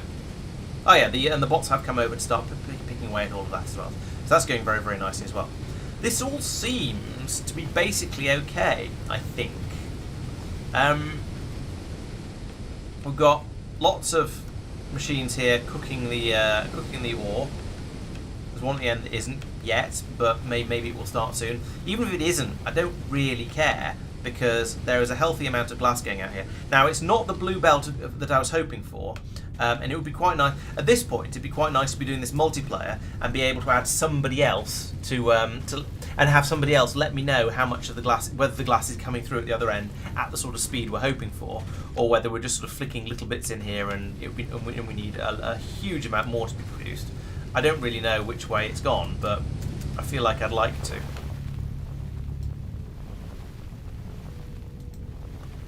But instead, we're sort of just throwing it in here and seeing what happens. And yeah, throwing it out here and just hoping that lots of it arrives at the other end. But I don't know how much is going to be.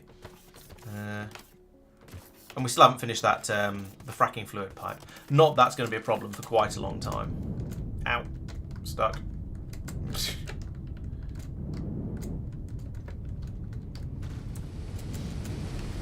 How are we getting on? That's about half done. All right, let's go and see what's going on with the pipe and see how much more of it I need to build. And I'll do a chunk of it and see when we get bored. In fact, can we tell? Okay, there's a pink bit. The pink is the pipe, so there's pipe to there, and there's pipe to there. No, okay, that's a very, very long amount of pipe to do. I'm not going to start that now. I'll do that between streams because that's crazy.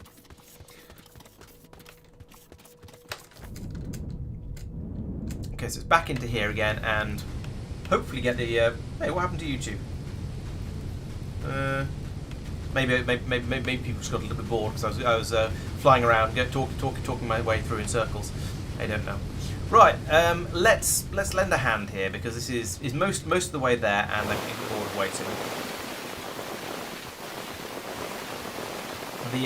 The construction bots are great for this sort of thing, but they are still quite slow, even when you're in any sort of hurry and want to just get on with it. So. Still, it does feel a lot fairer to use either my personal construction bots or the big construction drones. I think I've got those names the wrong way around, but never mind. Rather than just having the copy-paste-omatron delete all of the rock that's in its way. Because That, I have to admit, felt overpowered. I mean, it was overpowered in my favour, so I wasn't going to complain too much, but it felt overpowered.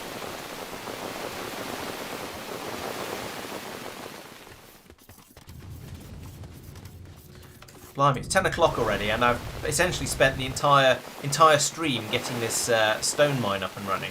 And I fixed a few other things as well, sure, but basically this has been my main job for the entire stream. Crikey. So, I would like to do this again, but I would like to mirror it, and I would like to... I want to move it. Okay, I can. No, the other side. Oh, fine.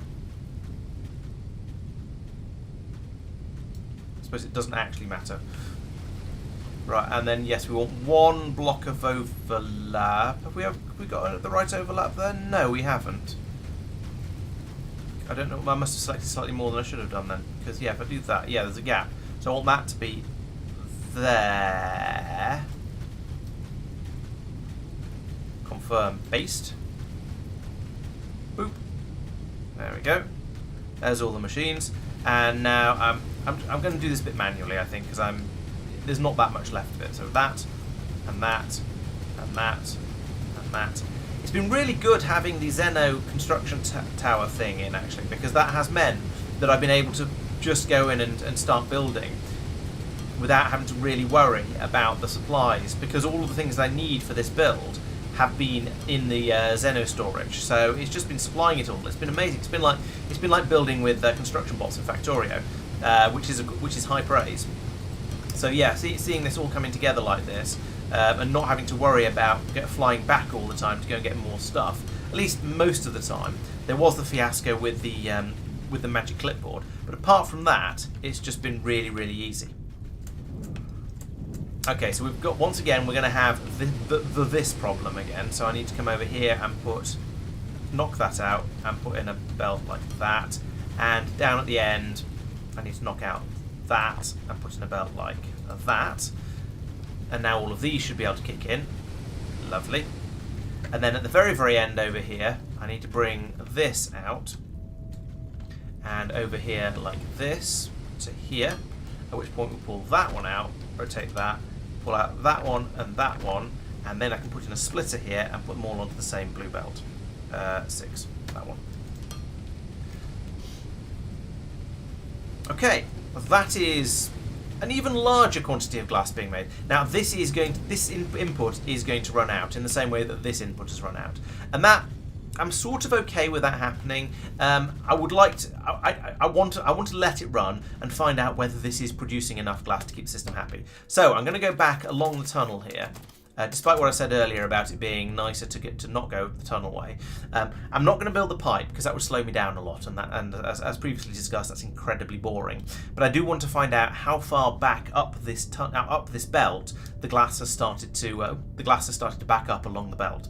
It's because the tunnel is very, very long, so if the belt fills up, we're going to have an enormous amount buffered, and I'd quite like to see how much we've managed to buffer so far. Because the system has been running for a while now, but I'm very aware that it's only... Oh! Yeah, all the way to here. Sweet! So when all of this pours in from the new build, zoop, like that, there. We're now basically... We're done. That is now... We are making enough glass. Sweet, that is much better than I was expecting it to be. I was thinking I was going to get halfway back to the base and find it there at best, or possibly I get back and find actually I haven't been making enough, and this is all massively underspec'd. So I'm really pleased with that.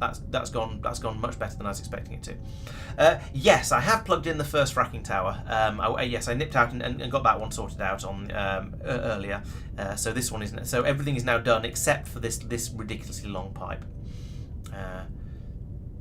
And there might even be enough teleoxide coming out of the other one, I'm not sure. Right, so I think it's safe now to just leave this and assume it's going to work until I'm proven wrong. And fly back over to the main factory and think about what's next. This way. Because there's bound to be some more stuff to do. There's still a few robot types to build, and Oh, we can have a look at the... Oh, we can't do it while we're flying, unfortunately. I'll fly back over, and then we'll take a look at the space station and see how that's been getting on, whether all the robot types are flowing through at the right rate. Because as far as I'm aware, there shouldn't have been any resource shortages, because we were short of telexides to make the processors, but I believe I fixed that. And then we were short of glass, but I fixed that, and now I've fixed it permanently. Well, I say permanently, I fixed it. So the supply is at the level that we're using at the moment permanently. So as the factory expands, it's quite possible I'm going to need to go out and expand that system further. But for now, it is able to produce the amount that we're using at the moment forever, and that's all I can really ask for, I guess, at this stage. So yes, I'm not currently aware of any resource shortages. That doesn't mean there aren't any. I mean, I wouldn't be surprised if I get back and find that something is struggling, and it's probably going to be steel, because it usually is. But at the moment, I am cautiously optimistic that things are basically working. Ooh, let's follow this river and do a trench run. Ba-ba-ba-bam, bam, ba-da-ba-bam, bam, ba-da-ba-bam, bam, ba-ba-da-bam. Hopefully Darth Vader won't be chasing me, though, because I don't know what my laser protection is like on this robot. Ooh, there's a choice here. Let's go this way, because this is the one. This is the canyon that actually takes me back towards my factory. Ooh, nearly. I think I might have touched the sides then. Oh, no, maybe, well, I don't know. I made it through without going smack into the sides too hard. And this canyon is much more forgiving because it's wider and more V-shaped than the slot canyon I was in before. Yeah, that was a nice diversion on the way through. So we're nearly back. Whereas landing location is 300 meters, so we're just got a little bit further to go, and we'll be able to. Yes, there we go. There's the factory. There is a. Is that a fracking? No, that's not a fracking tower. That's the communication tower for talking to the space station. Okay, so we are back in the main factory. So let's take a brief pause, get out the space station talkometron, and have a look at the finances tab, because this is the easiest way to find out how my robots are doing. So there was a problem with transport bots 5 in-game days ago. However, it's sorted out since then. I can't remember how long an in-game day is in real-world time. Could that have been when we had a glass shortage last week? I am not sure. Heavy-duty transport bots had the same thing. Transport drones are struggling a little bit. I should go and check those out. Those are fine. Those are... and cleaning bots as well. Screen bots don't look perfect. Science assistant drones are awful. Miner robots are bad. Operator robots are struggling. Farmer robots are struggling. Combat robots are struggling. Okay, so there are definitely problems. And they're all sort of down the far end of the bus. So maybe there's something that we're just not pulling through quickly enough at the moment. Let's go down there and see what the problem is.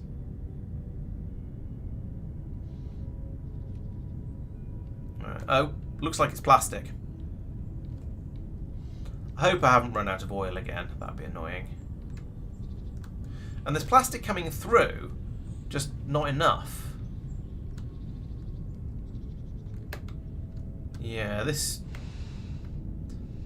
looks like the plastic system is struggling. Okay.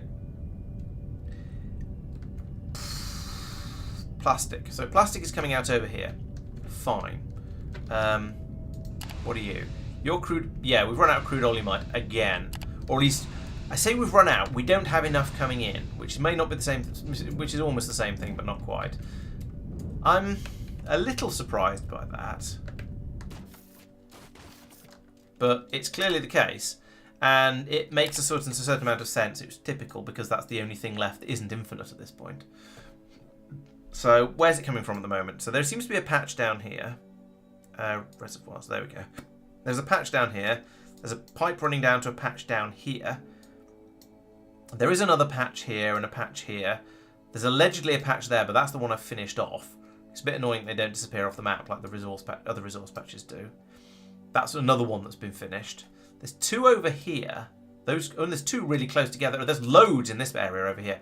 Okay, I think a mission out over this way to collect these 2 and then maybe expand out to these 4 as well is going to be on the cards, because there's a huge amount over there. I do kind of want to nip over and find out what's going on here and here, though. So if you'll indulge me, I mean, you don't have a lot of choice. I'm in control. I will fly over this way and find out what's going on with those two patches. So we had that one. There's one out there that we started with. There's one down there that I finished ages ago. So that's completely depleted. The bipedal bots used to be stable, but not the latest ones. They were okay, but then I massively increased the quantity I was trying to produce, and then I just had resource shortage after resource shortage. Right, so there's the pipe. I think there was another patch over there that I've also exhausted. There's a patch there that I believe is exhausted. Bit of a running theme here, you'll note.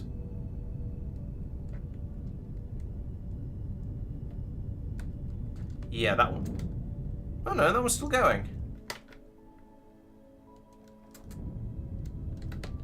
Can I get any information about this patch from here?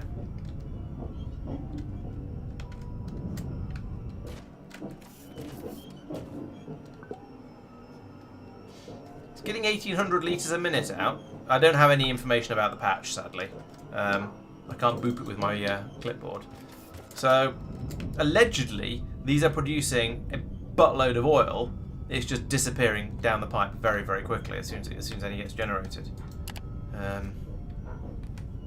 Past minute, yeah, 19,000, so 20,000 litres went down this in the last minute. So that's pretty. It seems. I mean, that sounds like a lot. I should have checked the previous pipes actually. I see the pipes there, right? So if I check this one as well, this is going to be the same. Yeah, 19,800 litres. I feel like 19,000 litres a minute should be enough, but apparently it's not. The factory is very, very hungry for oil. Alright, so this goes under the copper production here, and then takes a right over there, and there's my other patch.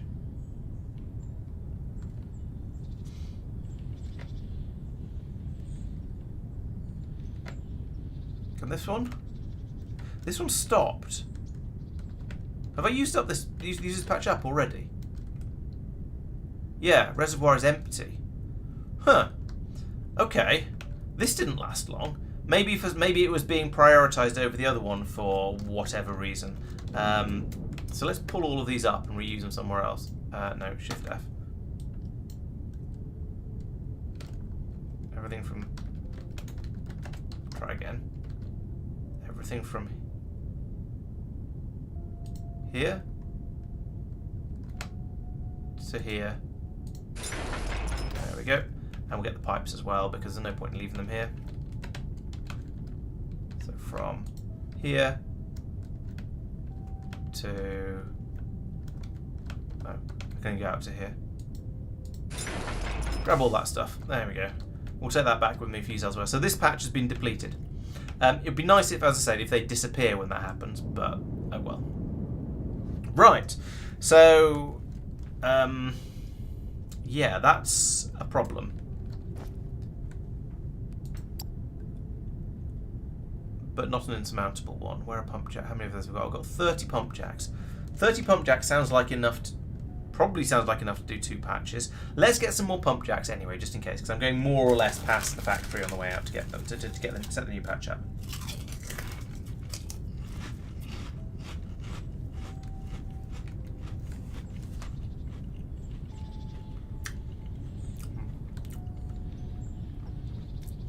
Oh, and I apologise for stuffing my face all the way through the stream. I didn't really have time to... Well, I did just about have time for dinner, but the prawn crackers were apparently part of dinner. I've not been able to eat through those.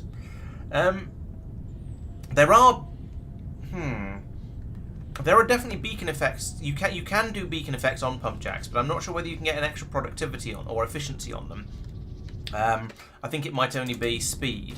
And to be honest, if I make them run faster, they're just going to run out sooner, so I don't really want to. I'll check in a second. Give me. Right.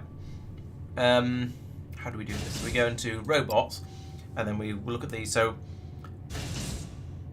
we've got things like a mining robot, for example. It's probably going to help with... there you go. So you get machine speed for crushers, melters, miners, and smelters. That's not what we want. Research servers, crushers, pump jacks. So, as a machine speed, we can increase the machine speed of a pump jack. with farmer robots, but that's not particularly useful because, yeah, as I say, that'll just mean they'll run out sooner. Assemblers minus pump jacks. Machine efficiency. So we can get a I could get an 18% efficiency bump by putting in operator robots. That's probably worth doing, to be honest. Ooh to you too, Board Easy. If you insist. So that's a robot workstation 1. I don't want that. I want robot workstation 3 because it's better. So yeah, okay, let's get some operator robots. Assuming they're the best, let's check. Machine speed, efficiency. That's for research servers though. That'd be quite a good one to have on the research machines. Machine efficiency plus 3%. 12 machine speed. Speed, efficiency, but for crushers. Efficiency, chemical plants. Research servers. Oh, another machine efficiency plus 15% for pump jacks. Okay, hydro mining bots are clearly the ones to do. Unfortunately, I don't have hydro mining bots at the moment, so we can't. I don't think I've made those yet. So we're. Oh, maybe I have actually. I can't remember. See, but yeah, that would be worth having if I can. So let's grab some. Let's see if we can. Let's see if we can do that. So if you're, if I was making the beacons, where would I be doing it? This one. CPU, glass, and green. So that'd be over here somewhere.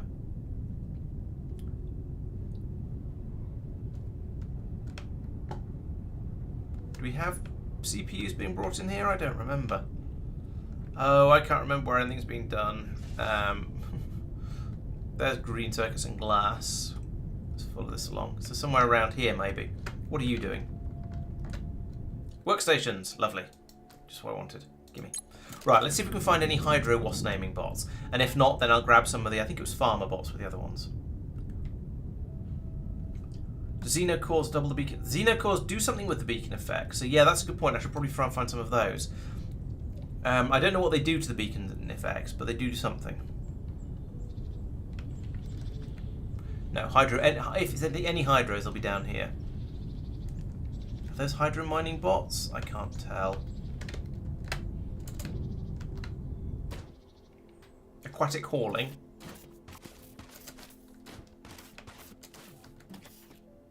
Hydro farming. Damn it. And it's hydro mining, wasn't it? What was it? Hydro. Yeah, so it's the hydro mining bot that I need. Which is basically the same, but with mining drills instead. Alright, we'll use the farmer robots for... No. We'll use the operator robots for now. If I make it. Am I even making operator robots? I can't remember. Oh. You can tell it's been too long since I've done any of this, can't you? Any of this robot shenaniganery.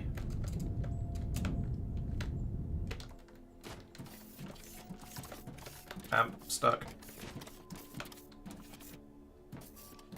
Operator robot, yes, this one. So if I nick some out of here, that'll be the right ones. Gimme. Right. Okay, now let's go off and get those, get some stuff. Can I handcraft 3 bots? I'd probably need about 6, but yeah, probably. That's a thought. Okay, let's handcraft 6 of them. So I'm going to need all the bits and pieces that go into the final ones over there. Plus the hand drills, and I can make hand drills without too much difficulty, I think, because they're really easy. You're a barrel. I don't want that. Yes, there we go. Just, oops, give me those. No, that's not what I wanted. I didn't mean to do that. I meant to do that and then that. Oh, my inventory's full. Don't want that. Yes, destroy. I don't want. I wish I could chuck stuff back into the logistics system, but I don't have a Xeno chest with me to dump stuff into, which would be the nearest equivalent. I don't want that light bot. We'll get rid of the light bot. Sorry, light bot. And we'll put that hydro farming bot into him. Solid. Right. I grabbed some chassis. I want to take some CPUs. Yes. And some barrels. And some ignium fuel rods. And then I still need to dump something so that I've got room to build the things in my inventory. Okay, we'll lose 2 long loaders because that's a silly number to have. And then if I go in here, I should be able to make, it was the hydro mining bots. I should be able to craft these. But I can't. No, can they only be made in assemblers? Yeah, I can only make bots in assemblers. But I can put down an assembler here and tell that to make hydro mining bots like that, and then give it all this stuff from my inventory, and then I can make some drills by hand because they're easy. Right, okay, so yes, I can't handcraft them, but I can sort of not quite. It's not handcrafting, but it's sort of it'll do. So there we go. There's some stuff for those.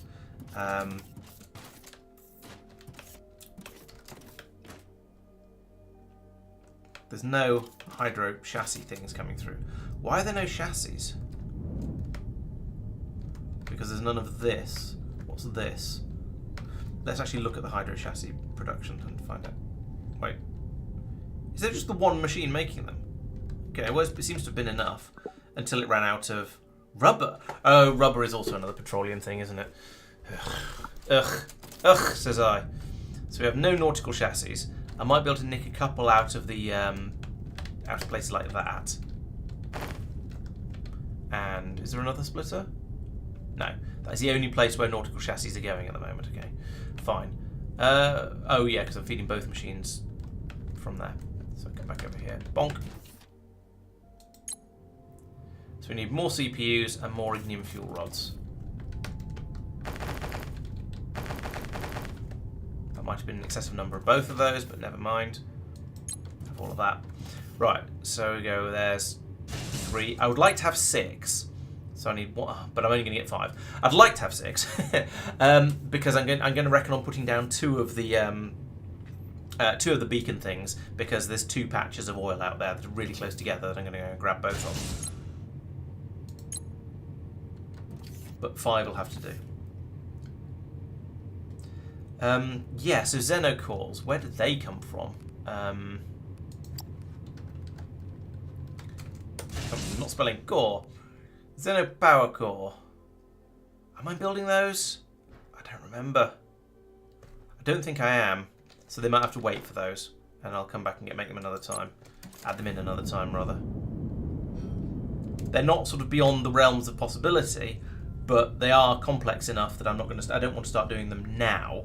I want to go out and get the oil flowing again, and then start thinking about complicated things like that.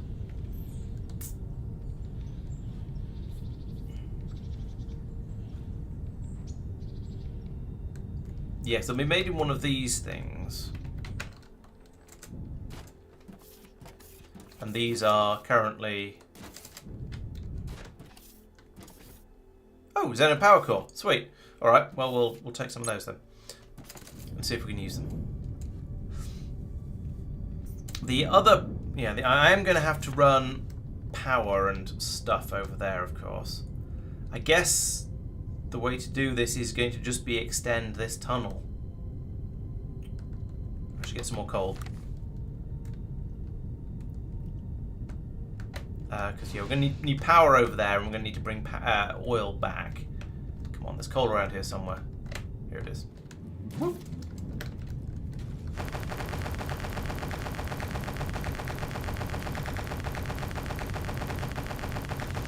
Okay, that's probably enough. Right, so head over to the Iron Blast Furnace, drop into the tunnels there, extend the tunnels, then run an oil pipe back along them and pop it out probably somewhere just after crossing the river, and then feed it into the existing supply, run power down it as well, of course, and just generally see how things go.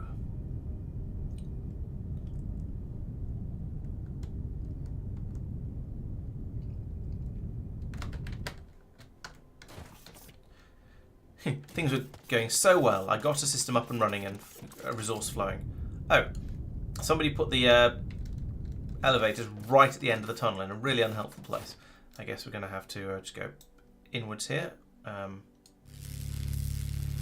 One. 2,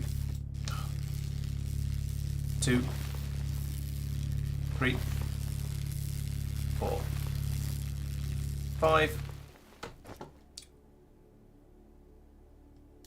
Boring machine goes there. Boring machine gets some coal. Laurence does some maths.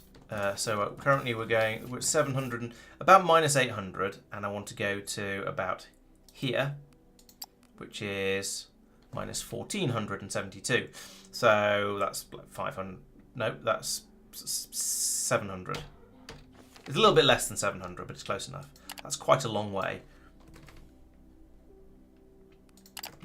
Right, off you go.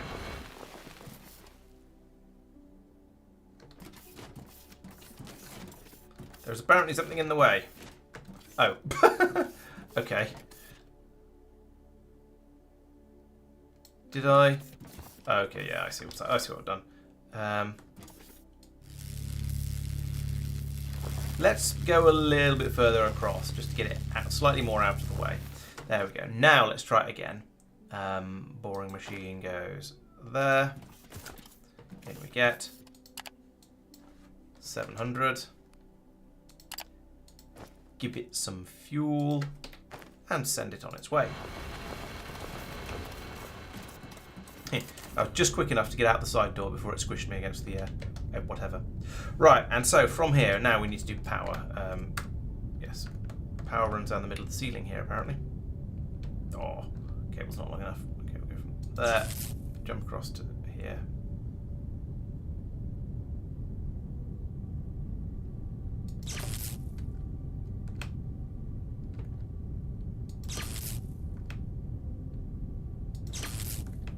Right, I'm going to go down the side. I'm not sure why. It just feels better, and I think it's nicer to be able to fly the robot down the middle of the tunnel rather than trying to fly down the edge of it. It just feels more natural somehow. I feel like I'd like to do a copy paste with these and just keep running them along, but that won't work because they won't link up properly between the copies and the pastes. It's suffering from the satisfactory problem of being rather unsatisfactory. So yeah, that won't work. Okay, so this is going to be a long old tunnel once again from here, well, from here now, all the way to about here. But then once we get there, we can dig. In fact, I think rather than flying down the tunnel, right, the tunnel is at 79 out, so I can drop back into it easily enough. We get out this way still? Yeah. So let's fly over and have a look at the oil patch and start setting up all the infrastructure there, and then we'll worry about linking it up, probably between streams once again, because again, long cable run, long pipe run, no fun for anybody. Not even me really, but I'll suffer for my art, and I'll also fly along canyons because it's fun. Whee! And it breaks up the journey a little bit to have a little bit of mild danger. I say mild danger as if it actually matters if you fly smack bang into the side of these things.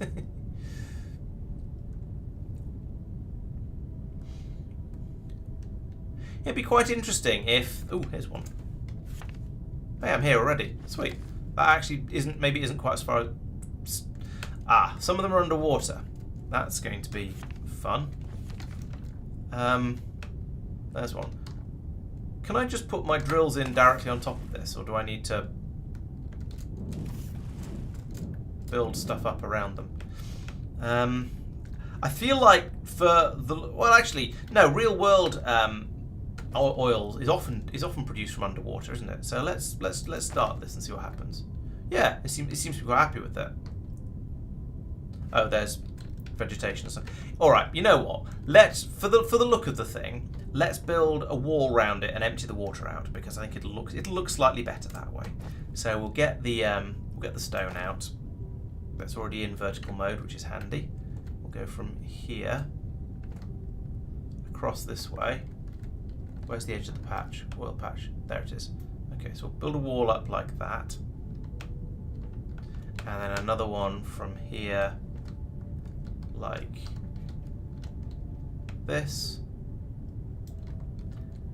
and like this. I've intercepted the oil patch there, haven't I? I have. So we want to go a bit further out. We want to go from here. Oops. But pointing the mouse this way, so it builds a wall across like that. There we go, it's just about outside.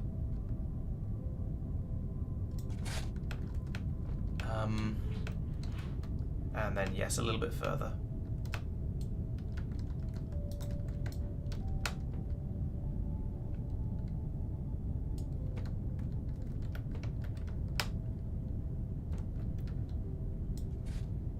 What?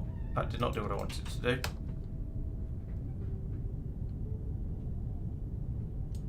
Try again. Over to about, where am I going to? About here.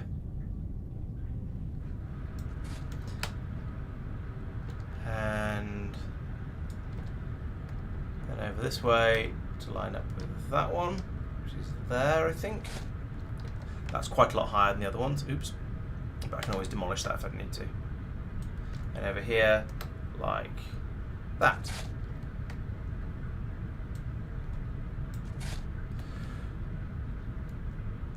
Right. Okay. We have now walled off the whole area that I'm trying to get the oil out of. And so I guess we want to just, yeah, we want to clear the water out of it now, which is a bit of a ridiculous thing to say. But what I'll do, I'll fill it up with sand, because filling it up with sand feels more sensible than filling it up with stone somehow. So I'll do that. And it's bound to, yeah, there's bound to be some holes and some vegetation and stuff. But I'll do what I can, like that. There we go. And then over here, same sort of thing again. Fill all of that up. Oh, I shouldn't have done that. I should have started lower and then worked my way up. But now I can pull it all back out again with my construction bots, and hopefully the water will be gone from that area. Yes, like that. There we go. The sand has in fact soaked the water up, just as I was hoping. So we can fly around here, pick all this back up again. Now the water over here is quite a lot deeper, so it's going to take a bit more effort to soak it all up. Also, I'm pretty sure there's some gaps in the wall that I'm going to need to fill, because when I put it in, I just sort of vaguely followed along the shape of the ground, but I didn't do it particularly accurately. So it's definitely going to be a bit more work to clean this up. But that's the sort of the first part of it, and these are the. Oh yeah, look like that, for example. There we go. There's some wall there, some bits there that have been missed, because there's a plant there that's causing difficulties.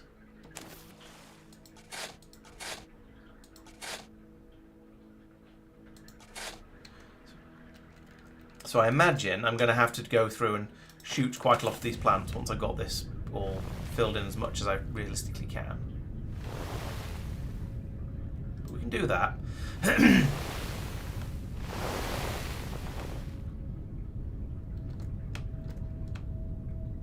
And fill all of this in as well.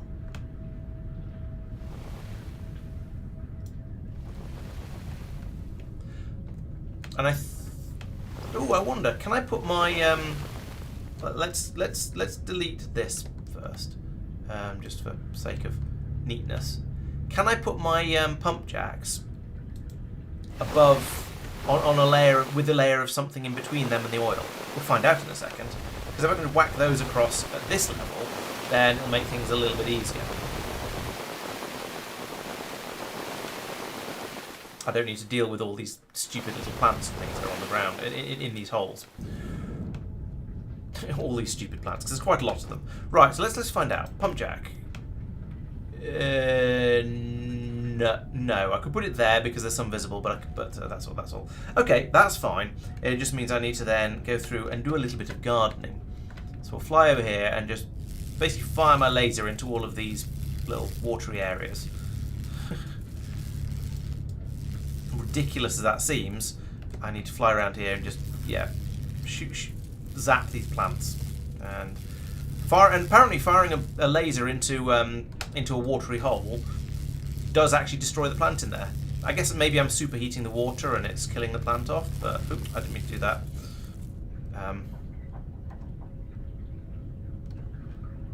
Ooh, water's quite deep. Oh no, that's because the water's flooding in from outside.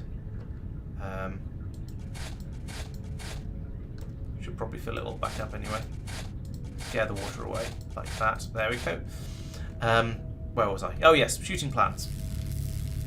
And let's turn this down to 1 by 1. So if I do have another mistake, it's not quite as excessive, like that, for example.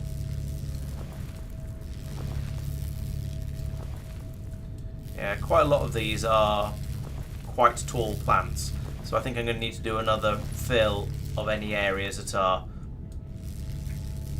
further underground as well. Oh, there's some more over here as well, some big plants over here. Shoot the plant. There we go. Is that a plant? No.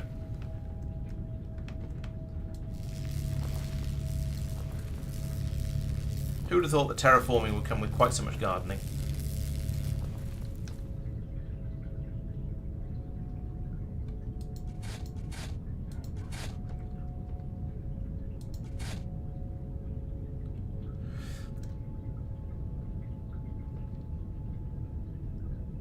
Okay, can we...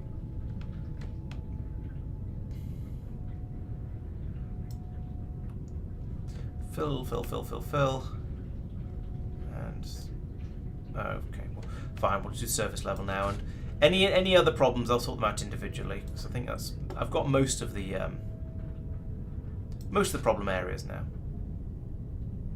There's still plants in those ones. Grr. And some of these are still a little bit deep, but I think I missed these ones. I don't know how.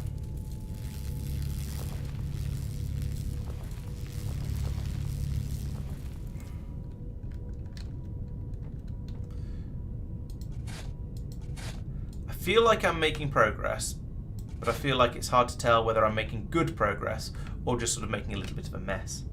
Right, so that's that level filled in again. So now let's dig it back up again, because this is how you soak up water apparently, and it's a slightly ridiculous process, but never mind, it's what we've got.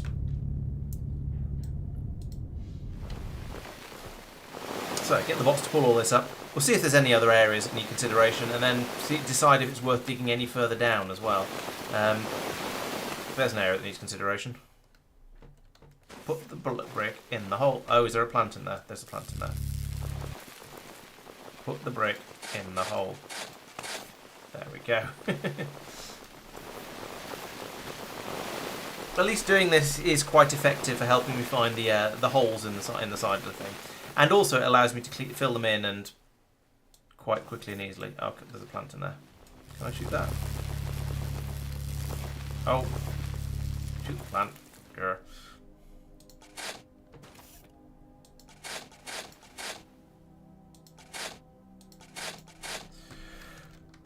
Right, okay. Are we slim vertical? Yes, we are. Fill those in as well. Right, so now, unfortunately, I think the next step is basically the same as the previous step, just all over again, where I go through and fill in all of these gaps once again, and shooting all of the plants that are causing me problems. And then I excavate out another level of problem area.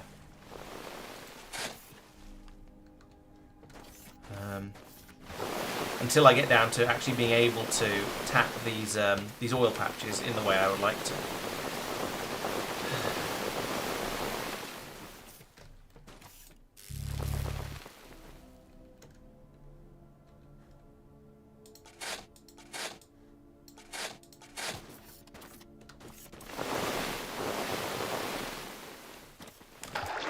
Yeah, there's a lot of water there. That's going to be a big one that needs a lot of filling in. There's quite a lot over here as well. I need some sort of liquid thing that I can just pour. A bit like in the original Lemmings, or no, this Lemmings 2, I think it was. You had a choice between you could either have a thing that you poured out and it was that they poured out and it would construct a bridge, sort of defying gravity and whatnot, which is great. Sure, why not? or there was an alternative way of doing it where it would alternative tool which would place which would literally just fill in holes, actually following the laws of physics. And I feel like I could do both of those.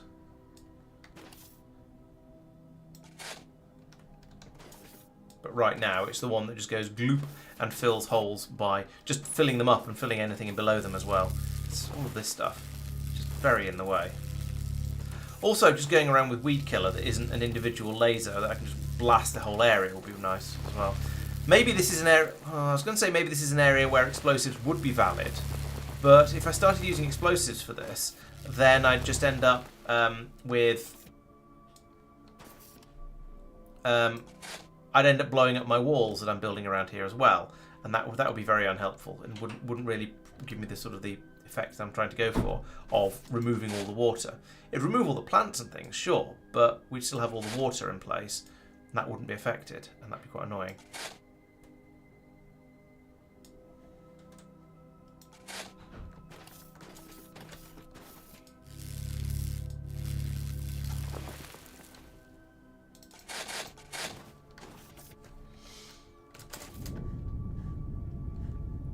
Okay, I think this level... No, I think this level isn't pristine. There's a couple of bits missing. I've missed. Go away. And, okay, that one's good. So I can fill this up like that. And this... Whoop. And this one. And this one. Oh, and that one. Okay, so, oh, no, still not done.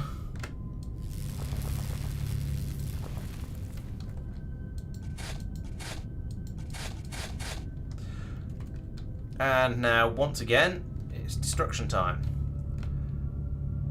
Maybe there's a better way. I'm sure there was a better way. I don't really know what it was. But I'm sure it must have existed.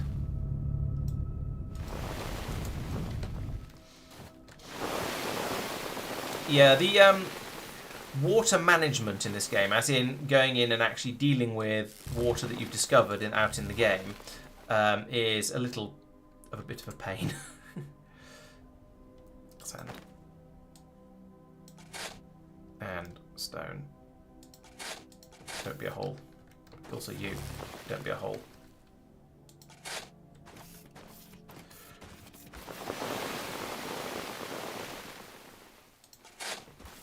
So, trundle through here.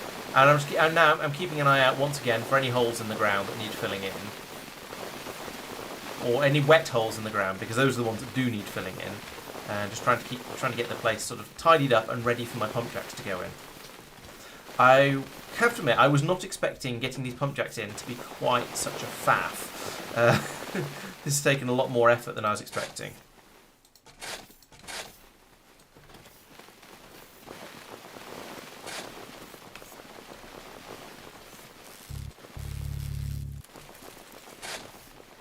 But I am definitely making progress. Here is some more of the oil, whatever we call the oil things, when they're the oil veins, I guess, before when they're ready to be tapped. So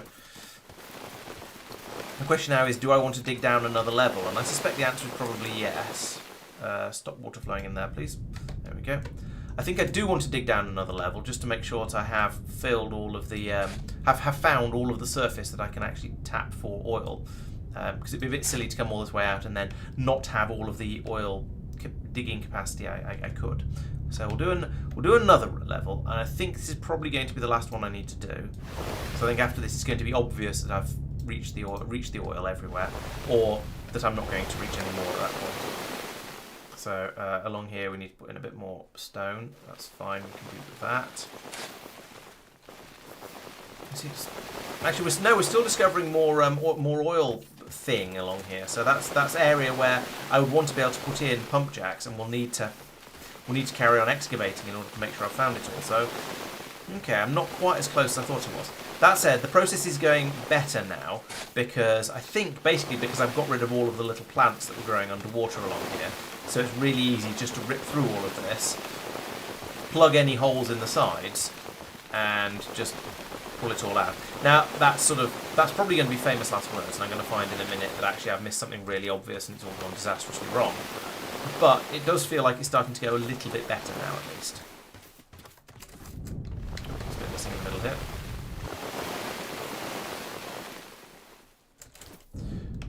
And there's a bit more water, but that's okay. I've got to the point now where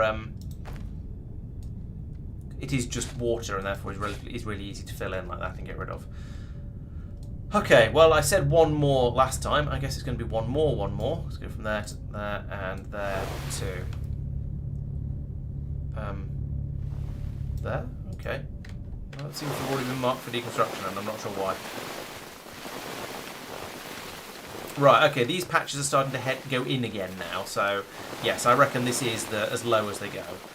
I've dug down far enough. This is going to make whoever it is who keeps calling for open cast mining very happy, isn't it? Because it is completely open to the sky over here, and there's a little bit ridiculous because of it. But I do think, yes, this is definitely I feel like this is definitely the bottom of the ocean over here. I'm not going to have any more. Well, there's a chance of getting a little bit more water coming in through some of the wall along here, but I don't think there's any more underneath the actual ground that I'm digging out. And I think the walls seem pretty good. This end over here I'm not quite so sure about, but the bits I've been doing, yeah, okay, yes, we're getting just soil now, so I think that's pretty good. I think we have now finally dug down and exposed all of the oil stuff. Okay, so now I can actually start putting the blooming pump jacks in. So let's start with, yeah, right on the edge, so because I want to get as much out of here as I can, really. Oh, this is letting me put them way up in the air. Maybe I didn't need to dig down anything like as far as I did. Oh well. But I don't think I did. I don't think I needed to dig down at all. I think that was probably a bit of a waste of time. Oh well. C'est la vie.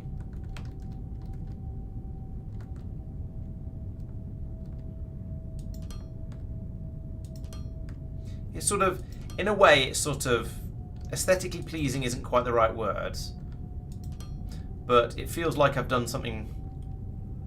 I'm not even going to say I've done something useful, but I've made it sort of things a little bit more exposed, and it's done something a little bit different from an aesthetic point of view, and I feel that's sort of vaguely worth having.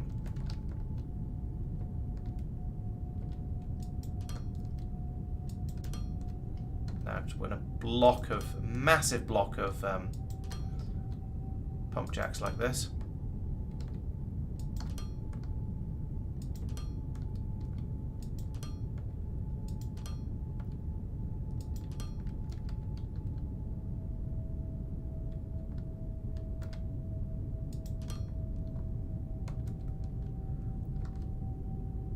Yeah, it makes sense that it's a historical method, because essentially this is, yeah, if you need to get at something underwater, this is building something up like this is probably going to be pretty much your best bet, because, well, how else would you do it? You need access to the resource. And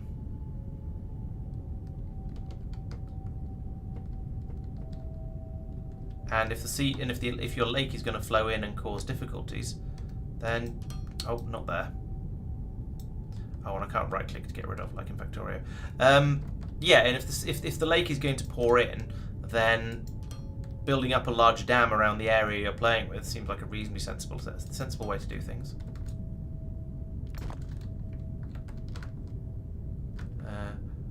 I imagine it's usually done with slightly more thought than I put into this one, admittedly, but still. And then one more square back. Oh, I've gone into snap mode again. Now snap mode would actually make it easier, so we'll go back. No, it would make it easier if I didn't misclick. Another one goes there, and there, there. This is a decent number of pump jacks. These are quite big patches. I don't know if the the physical size of the patch it affects how much oil you get out of it, but it feels like a good thing nonetheless to be using such a large patch, especially as there's so many of them in this general area. I feel like I should be able to get, even when the oil inevitably runs out again, it's not going to be that difficult to then build in to go out and tap the other 3 or 4 patches in this area, because they're really close by, and I can link them into the same pumps. Oh, have I run out? No, there's nothing below it. Okay. Right, so there we go. There's my pumpery. And I guess I need to now go through and put in some pipery. We'd like you to be a 4-way. And we'll rotate you like that. Yes, that's good. And then I can put these... Oh, this is going to be fiddly. Oh, actually not too bad. I should have used copy and paste for all of that. That would have been much easier. Or done two machines with the appropriate piping between them, and then done copy and paste to get everything to get all of the other machines done very, very quickly and easily. I put that in the wrong place. Unfortunately, I didn't think of it in time, and now I have to go through and do them all manually for certain values of have to, and also put pieces of pipe in the wrong place like that. I'll try and remember to come back and remove those pieces that I've got in the wrong place.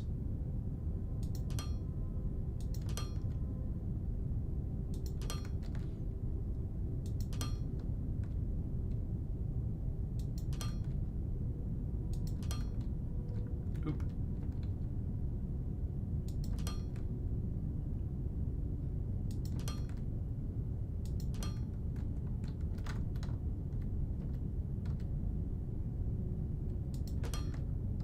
This is fiddly enough that it makes it difficult to talk, or at least it distracts me from talking. But I'll try and keep up at least some level of entertainment as we're going. Right, nearly there. Right, that's all. Okay, that's all the cross pieces. The straight should be a bit easier. I'm going to go from here for the sake of the look. Oh, they don't line up because there's a height difference. Snurk. Okay. I hadn't intended to put these in at different heights, but apparently I have. So I'd like you to go down one and then go through all of them. Oh, fine. And then go through all of these. Ugh. I did not intend to make those at different heights. I would rather have had them all at the same height because it would have made the pipes a little less ridiculous coming through the middle here. But oh well, what can you do? It's if the oil patches are at different heights, then I guess the pipes are going to be at different heights. That's my excuse, and I'm sticking to it.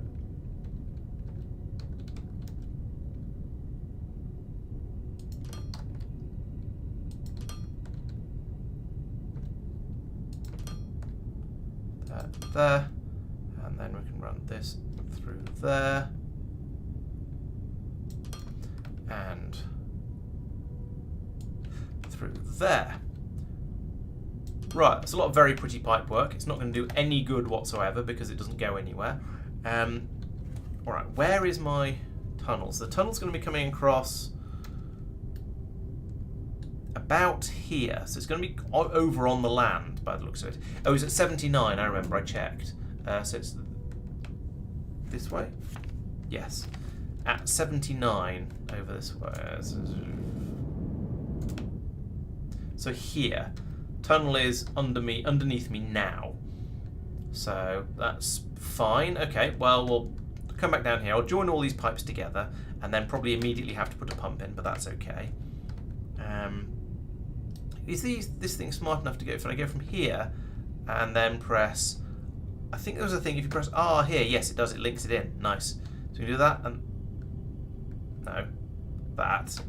And then go to here. And I'm going to go over this wall because I went to the effort of making the wall, so I'm not going to. So I don't want to.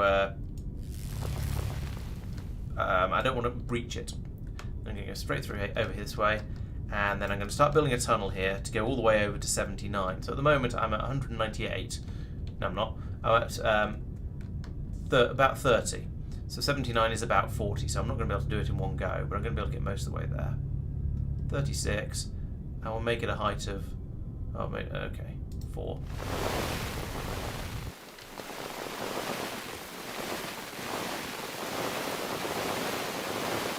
So punch all the way through here. Dum. Where am I at? 65. So 79, 8. I need to go another 20 basically. And that was a height of 4. Dig this area out.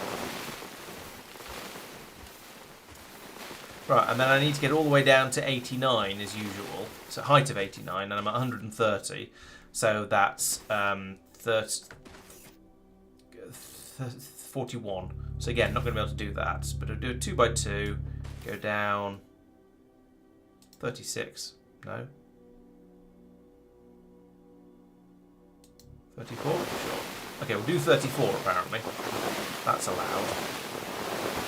We'll drop down here and 96. Okay, so another 2x2, go down 10. Should drop me into the tunnel with any luck. Nope. Either I've missed the tunnel or the tunnel hasn't got quite far enough across. So I'm at 1424 by... Oh, I'm at 84, not 79. Why am I at 84? Tunnel end should be through this wall. There it is. There's my tunnel. I don't know how I don't know. I just wasn't keeping an eye on the numbers, apparently. It's getting late. I'm fairly tired. That's my excuse. It's not a great excuse, but it's the best I've got.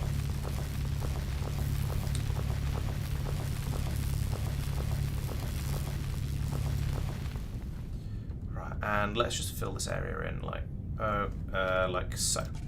There, perfect. And okay, the boring machine's not gone too much further, and I was expecting some overshoot. That's fine. That's absolutely fine. I'm just going to go too far. Oh, I've filled up on too much junk food. Let's destroy the biomass. But let's destroy all the biomass. I've got a lot of that. Not sure where. Oh, that's from shooting all those plants earlier, I guess. So let's pick. Now I should be able to pick this up, because it should only be a couple of things. There we go. Okay, 3 things. Just adding to my collection of stone, but that's fine. I'm going to mark these 2 walls here, because otherwise I'm just going to run straight past. I probably won't run straight past them, actually, because that'll be a really obvious pipe. But even so, I'm trying to remember to mark joins like this, usually by coming in with with slightly more conflicting coloured soil, like that. And there we go. So now the grey turns into brown where the exit is. So this is going to have power going up and a pipe coming down. Let's start with the pipe. So I want to put you on smart mode. Go from here to here. Sure, that's fine. To here. To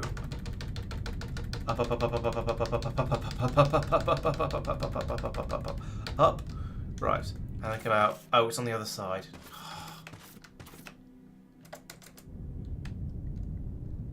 Hang on, which way other side? Yeah, that way other side. Okay, so we won't do that. We'll just continue this pipe. Because then it's guaranteed to meet, basically. It's over here, and so I want to go definitely to there, and then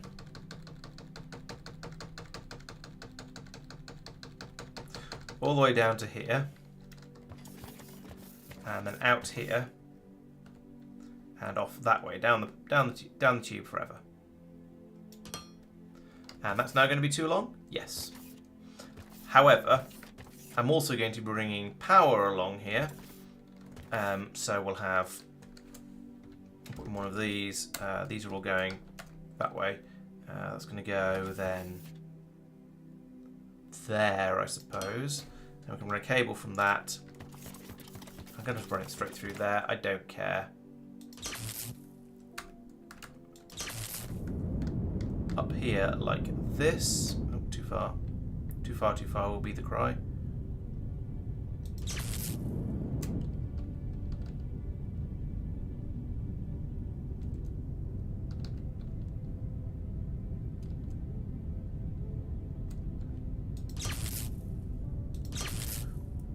Along here.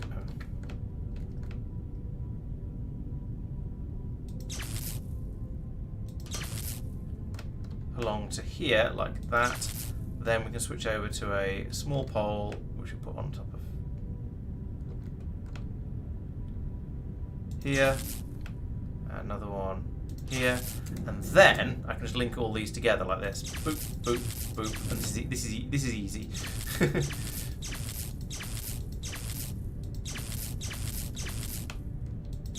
Oh, that's convenient. I went in at the correct end in order to have this then be able to jump to over there like that, which is really useful. Otherwise I've had to faff around with, I don't know, another pylon or something. But this is just nice.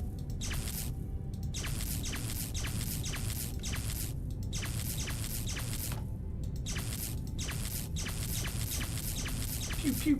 No. No, that's horrible. Don't do it like that. Get rid of that. Get rid of that one. Do it again, but better. So that goes to there, and that goes to there, and then that's good. Right, so now they're all plugged in. They're not plugged into anything at the other end, but they're plugged in, which is a good start. So how are you getting? How much too long are you? You're only 22 too long. That's not as bad as I was expecting. Let's put in a pump here. No, let's put in a pump at the other end of this tunnel, because that'll be relatively easy, and it's a long. If I put it in here, where the place is horizontal, then it's nice and easy to put it in. Like, come on, work with me here. There we go. Put that in there, and because it's on the horizontal part of the tunnel, it's nice and easy. Then just plug it in like that. That's just easy and simple. If I put this wrong way, I put this the wrong way around, haven't I? Do it again. Yeah, pump goes like that. Okay, no, I did have it the right way around.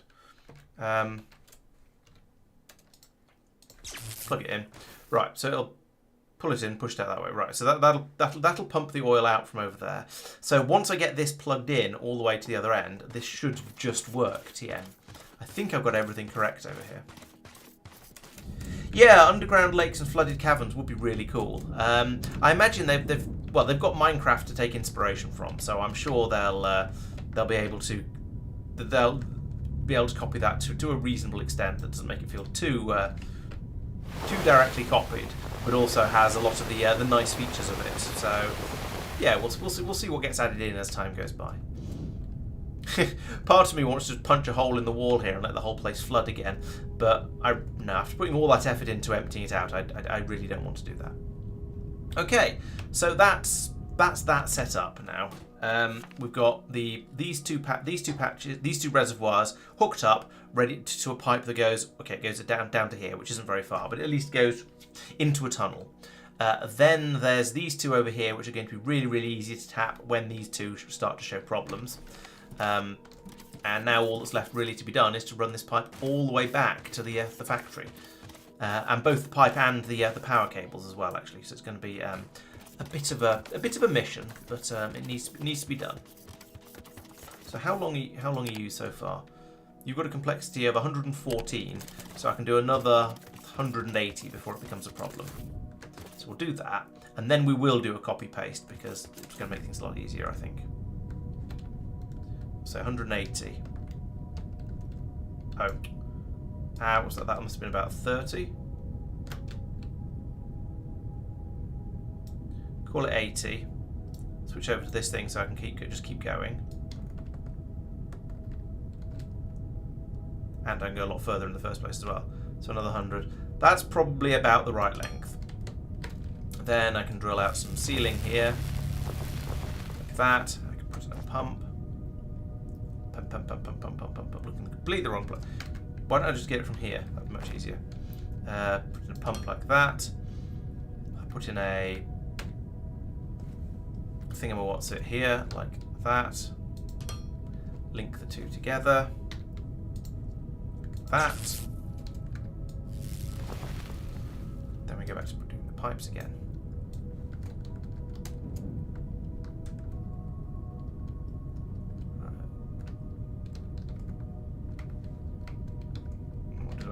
Press. No, I keep pressing E instead of R, and that means it takes the plane up instead of locking a point down, which is just no, not there. There. Running long. Oh, okay. I'm nearly there, or at least I've got power here. That's not been anything like as far as I was expecting. It was so unexpected that I lost track of how long my pipe was, so let's make it that big. Actually, let's put the pump in here because it's directly opposite a pylon.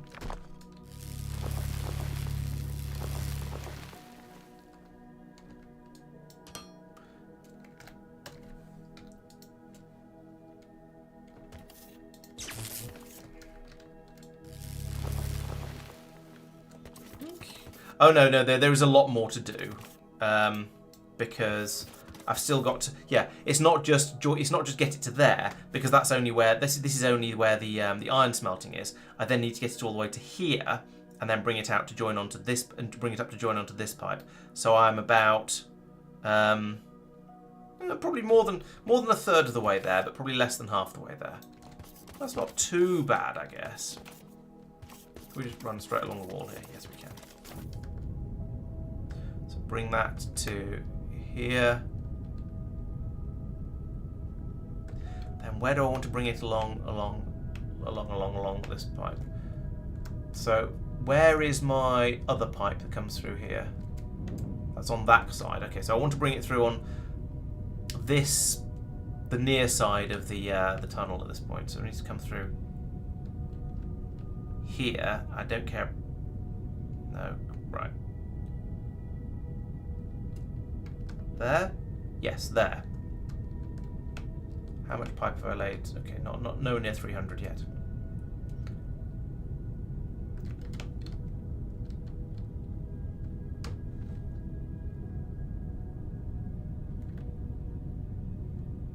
I don't want to go from there. I want to put it into here, because then I can use a different pylon. Because that one's used all of its. Oh, that's too long. Ah, how much too long? 302. Okay, so if I take the last two pieces off, bit bop. There we go. Now it's all right. And I can put a pump in there. That's a bit ridiculous. All right, so we'll do that, and then pump goes there. Power cable goes there, and then we remove that for the sake of tidiness, and then more piping.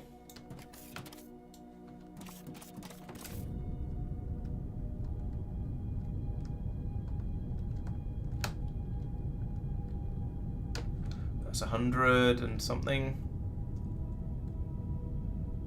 200 and tumpty, and yeah, nearly 300, and we'll stop by this pylon. Also, where am I now? Aha! So we've crossed under the river, so I only need to go a little bit further to here, because if I pop up, this is already an oil pipe, because it comes from a depleted oil reservoir up there. So if I whack a pipe up here and join onto that one, it must work, in theory.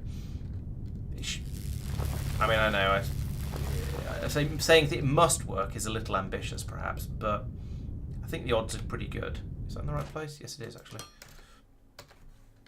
That go there to there, and no horribleness with the ceiling this time. Excellent.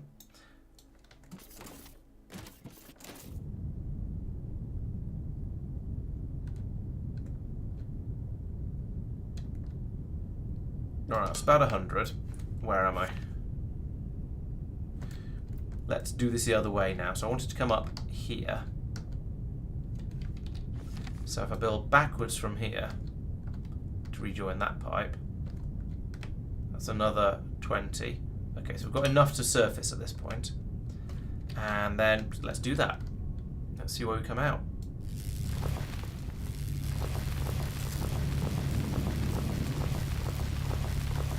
And in theory, I should have found a way up myself, found the pipe, and then gone down from it.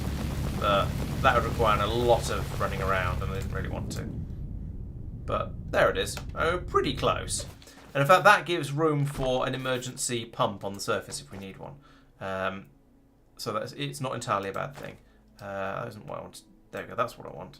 And like that. And then smart mode. To there. And just drop down. Here it comes. Join onto there. And the whole thing goes red. Yeah, just as I was expecting. Okay, so that means I do need to go back up again. And I'm going to need to put a pump in at the top of here. because that shouldn't have got that.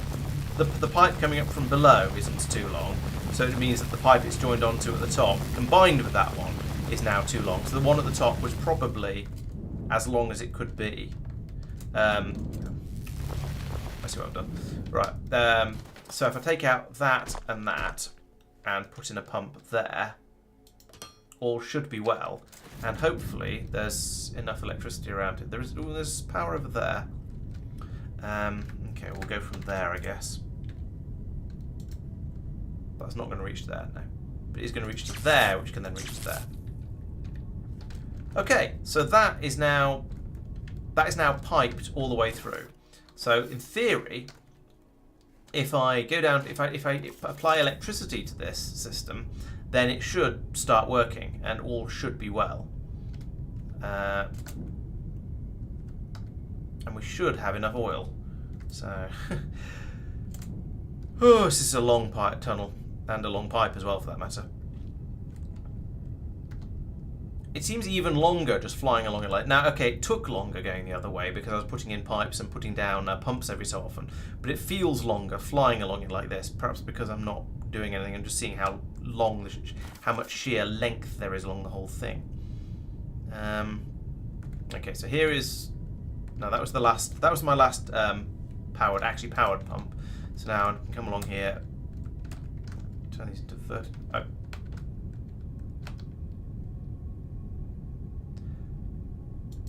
And these wall pylons are lovely, and they're sort of nice and compact, and they feel good for running down tunnels like this. But they don't go very far.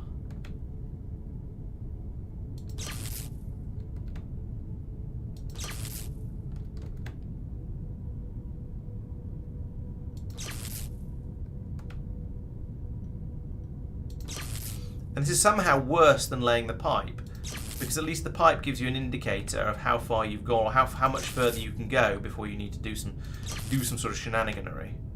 Oh, what? That's annoying. I mean, I don't really care, but it's mildly annoying. Maybe I'll just stop trying to go the absolute maximum distance and just sort of go on bait fields and try and drop them in about the right place, like here.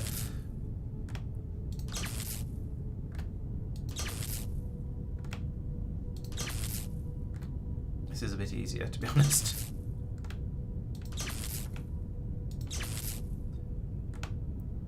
Oh, that's it. Right, so now if we have a look here, yeah, the pipe has got 10 litres in it, but it has had many thousand litres flowing through it. So I think that suggests to me that it's working. We're chucking a load of oil in from the top end. All the pump jacks are presumably now working. Let's go and have a quick look at them. I mean, they're obviously working because we're getting oil in the pipe. Keep it pumping. Yeah, there they go. Look at them all running away, perfectly in sync with each other. Joyous. So that's working. We've got the oil going into the pipe. Let's fly back above ground because it's nicer. Ooh, yeah, another canyon. Oh, beacons! Thank you. Yes, I nearly forgot that. In fact, I totally would have forgotten that if you hadn't said. Right, so yes, I've got my bacons. They've got 19 of them. That's a bit ridiculous. So how much area can they cover? A decent amount, but not enough to cover the whole lot with one. So if I put that there, I get that. Yeah, I get 3. What if I put it on top? Does that count? So I put you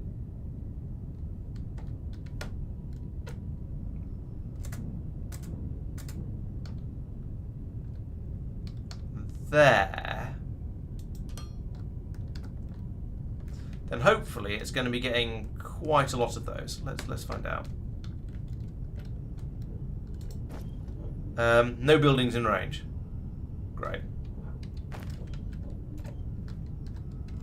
So the alternative is to tuck it in down here, like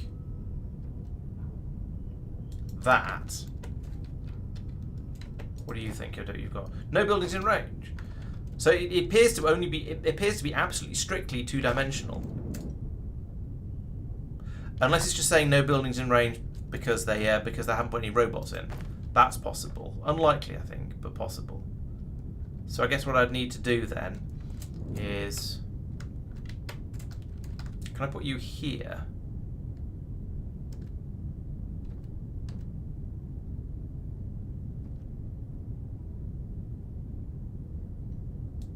That seems like a sensible place.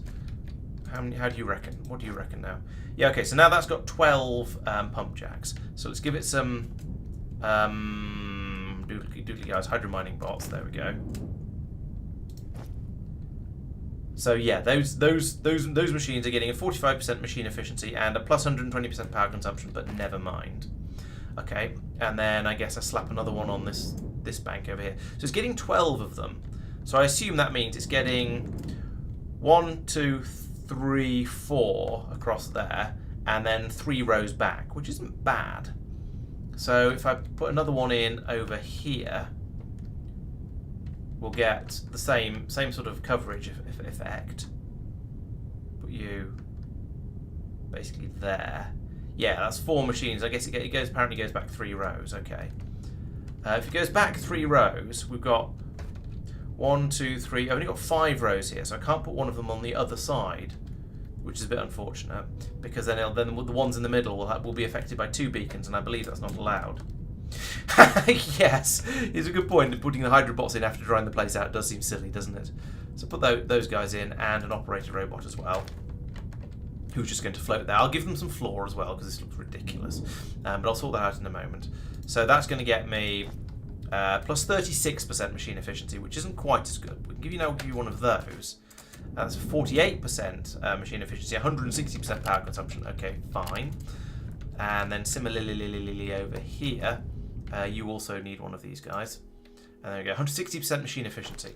That's pretty good. I guess alternatively I could possibly put it over here, and then I get 2 rows, but that would then allow me to get put another one on the other side that would get 2 rows. But I don't think that'd be much better. That'd be 8, 9, 10, 11, 12, 13, 14. That'd be 15 actually instead of 12. And over here it'd be even better. Yeah, maybe I should do that. Maybe I should put them in this gap here where they don't fit. Meh. Maybe I should put them in here. Like that. This is presumably going to cause an error of some sort. If I put especially if I put the robots in. Are we going to now find that? Yeah, there we go. We've got some of these machines have now stopped working. Some of these machines have now stopped working, not have got stopped working. English, please, Laurence. There we go. Pull them back out again. Why are these not running? Is it just because there's enough oil now? Probably. Yeah, the pipe is basically full, so it's stopped. That's fine.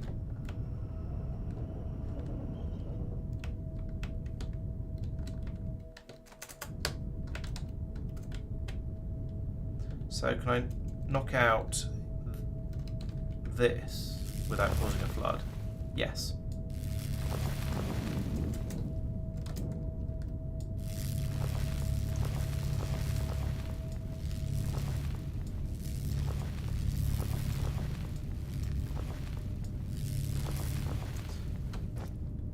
So now I put one of these robot workstations in here.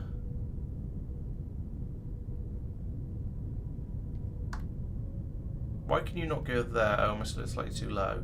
Yeah. Let's put you there. Then I can fill you up as well with those guys and those guys. Oh, and one of them.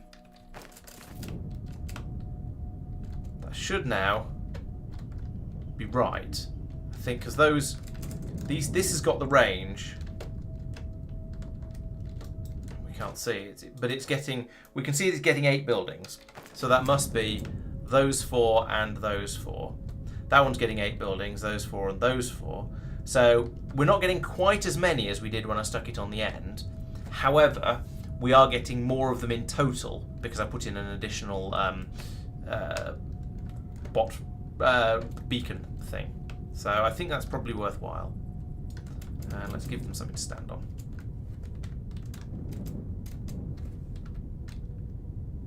Like that. And give these guys something to stand on as well, because it looks ridiculous having them floating in the air. And finally, this one as well. Now, I could, again, shuffle these around and... Where is it? Oh, it's there. I could shuffle this one around and put them on either side as well, but I think this is probably good enough. We're going to get quite a lot of oil out of here now. Oops. Not there. There and there. Okay, so we have on this, and this one has the slightly better bots as well. So we've got those guys running, buzzing away there merrily, and then over here these guys as well. Have I put? No, I haven't put Xeno power cores and everything. I think this one I missed out because I sort of chucked it in quickly and without really thinking about it very carefully. Yeah, so there we go. Yeah, exactly. I think it's the min-maxing isn't really worth it. But putting in the beacons and getting at least some coverage of all of the machines, I think it is. So that's going to be a little bit better now, and hopefully that means this patch. Well, that does mean this patch will last a bit longer. Hopefully that means we've now got enough oil being generated to actually keep the plastic and everything else production happy. So let's head back over there, have a quick look at that.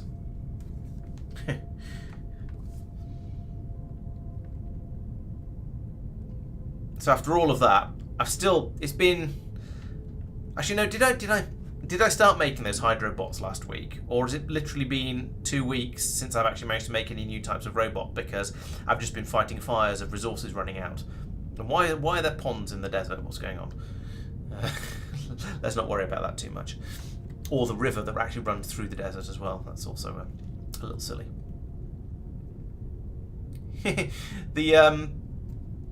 The horizon, no, the fog area moving as I pan my camera back and forth is a little bit silly as well.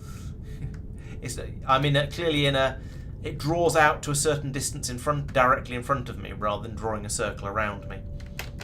Right, let's come down here and have, what time is it? It is 3:30 in the afternoon. So we've got a few hours of daylight left to produce more power. And how are we doing? And the batteries are nearly full, and the grid is producing slightly more than double the amount of power that's being used. Okay, so after putting in those pump jacks, which are probably using a crazy amount of power, I think I might need to put in some more solar at some point fairly soon. But we won't worry about that just yet. Okay, so over here we now have a lovely outpouring of plastic coming through here. That is running stutteringly. So that means the belt is completely full, or that means the belt is providing enough to keep everything happy. So that's really good. I think you might be right, Bordeezer. Yes, it has been a while since I made any new bot types, and I've maybe slightly forgotten how. So yeah, if it was before I went on holiday, that means there's been 2 streams of just going out, fighting resource shortages. I guess has been the theme of the thing. And because we ran out of plastic, we ran out of green circuits as well. That's going to take a little bit longer to catch up. But oh no, there's some flowing through now anyway. But there's going to be a little bit more catch up to be played with the green circuits, because we have to make the plastic. The plastic has to be flown over to the copper area. And the copper area has to make the green circuits, and they have to be flown back over here and put onto the belts. Those really should be replaced with belts at some point rather than aircraft. But never mind. There's nothing wrong with having the odd sort of bit of legacy stuff in your build. I think the green circuits are pouring through fast enough that things will catch up and recover now. There's just a bit of refilling of buffers to do as per usual. Right. What else? Yeah, the next question is, what else is a crisis? Oh yeah, there we go. The green circuits are catching up. So what else is a crisis now? That's the question. We've got plenty of these hydro farming bots by the looks of it. We've got a shortage of hydro transport bots, I think, but then we knew that already. But this is still going to be playing a bit of catch up, because okay, we've got the the underwater robot frames coming through again now. So that's at least it's got all the bits it needs going in. So this is running at the appropriate speed. So if I want more, then I need to increase the number of machines along here. Maybe that's going to be enough. We'll see. And it has now actually filled up the rocket silo. So maybe these are, yeah, there we go. They're starting to back up now. So I guess that means that's okay. I'm just sort of trying to spot any belts that are full, or bots that aren't full. So this one is, yeah, this is limited by green circuits going in, I think. Yes, it is. Yes, definitely is.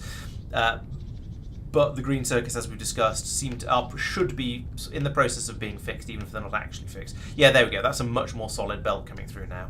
This should probably be a faster belt. I could go through and upgrade it to green, I suppose. That's a sort of thing I tend to do from fairly frequently, because I would like that to be a bit quicker. At least it's on yellow rather than red. Oh, there we go. It's green all the way through now.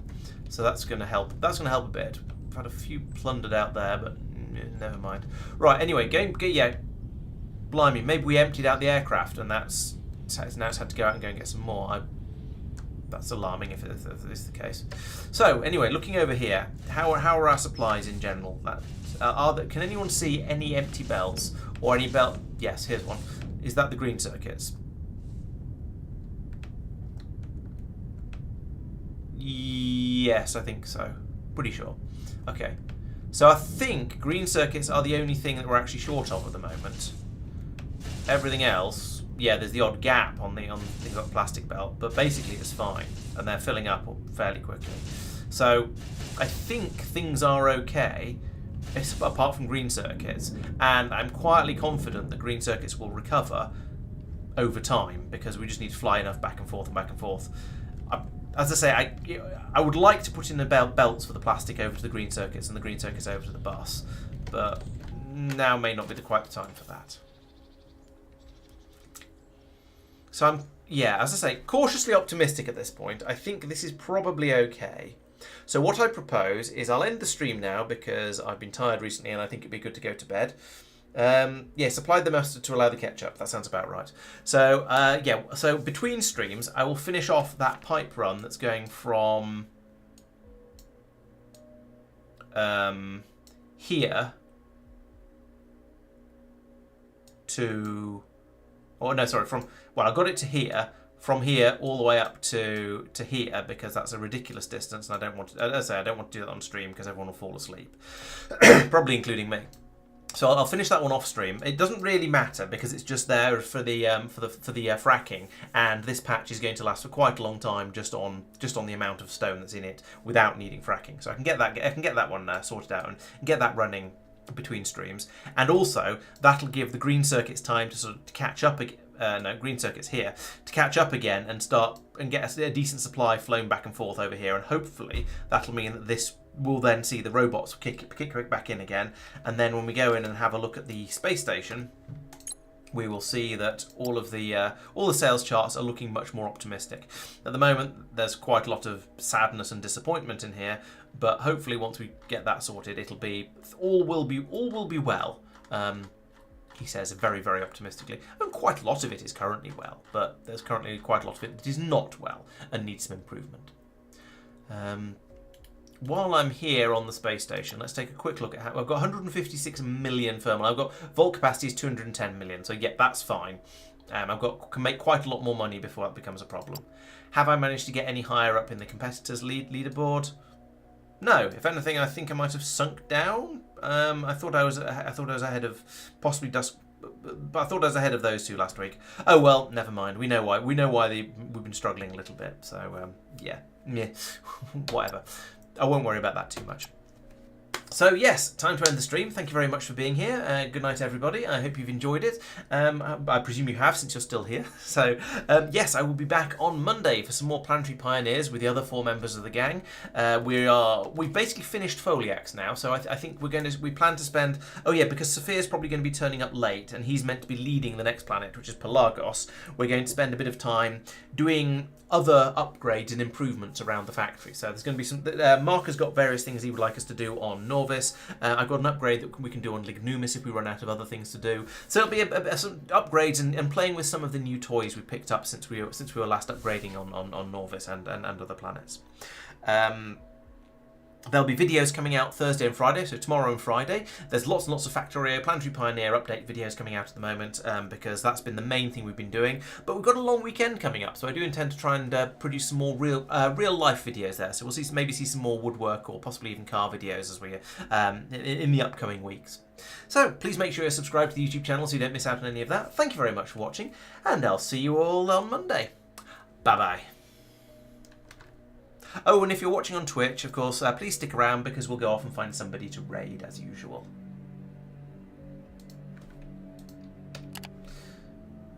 Raid. Is there anybody playing Foundry? Occasionally there is, but usually, nope, there isn't. No, Foundry is not, sadly, is not as popular as it deserves. Is there anyone I'm following playing anything interesting?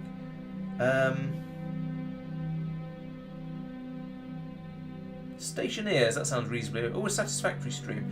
Yeah, let's go in and poke around in someone's... Oh, it hasn't even started yet. Alright, let's go over to the Stationeers one that has almost 200 viewers in. Right, thank you very much for watching. I'll see you next time. Oh, I always say that and then click on the start raid and then there's a 10-second delay before it actually kicks in. Oh well, we'll be over there at any moment now.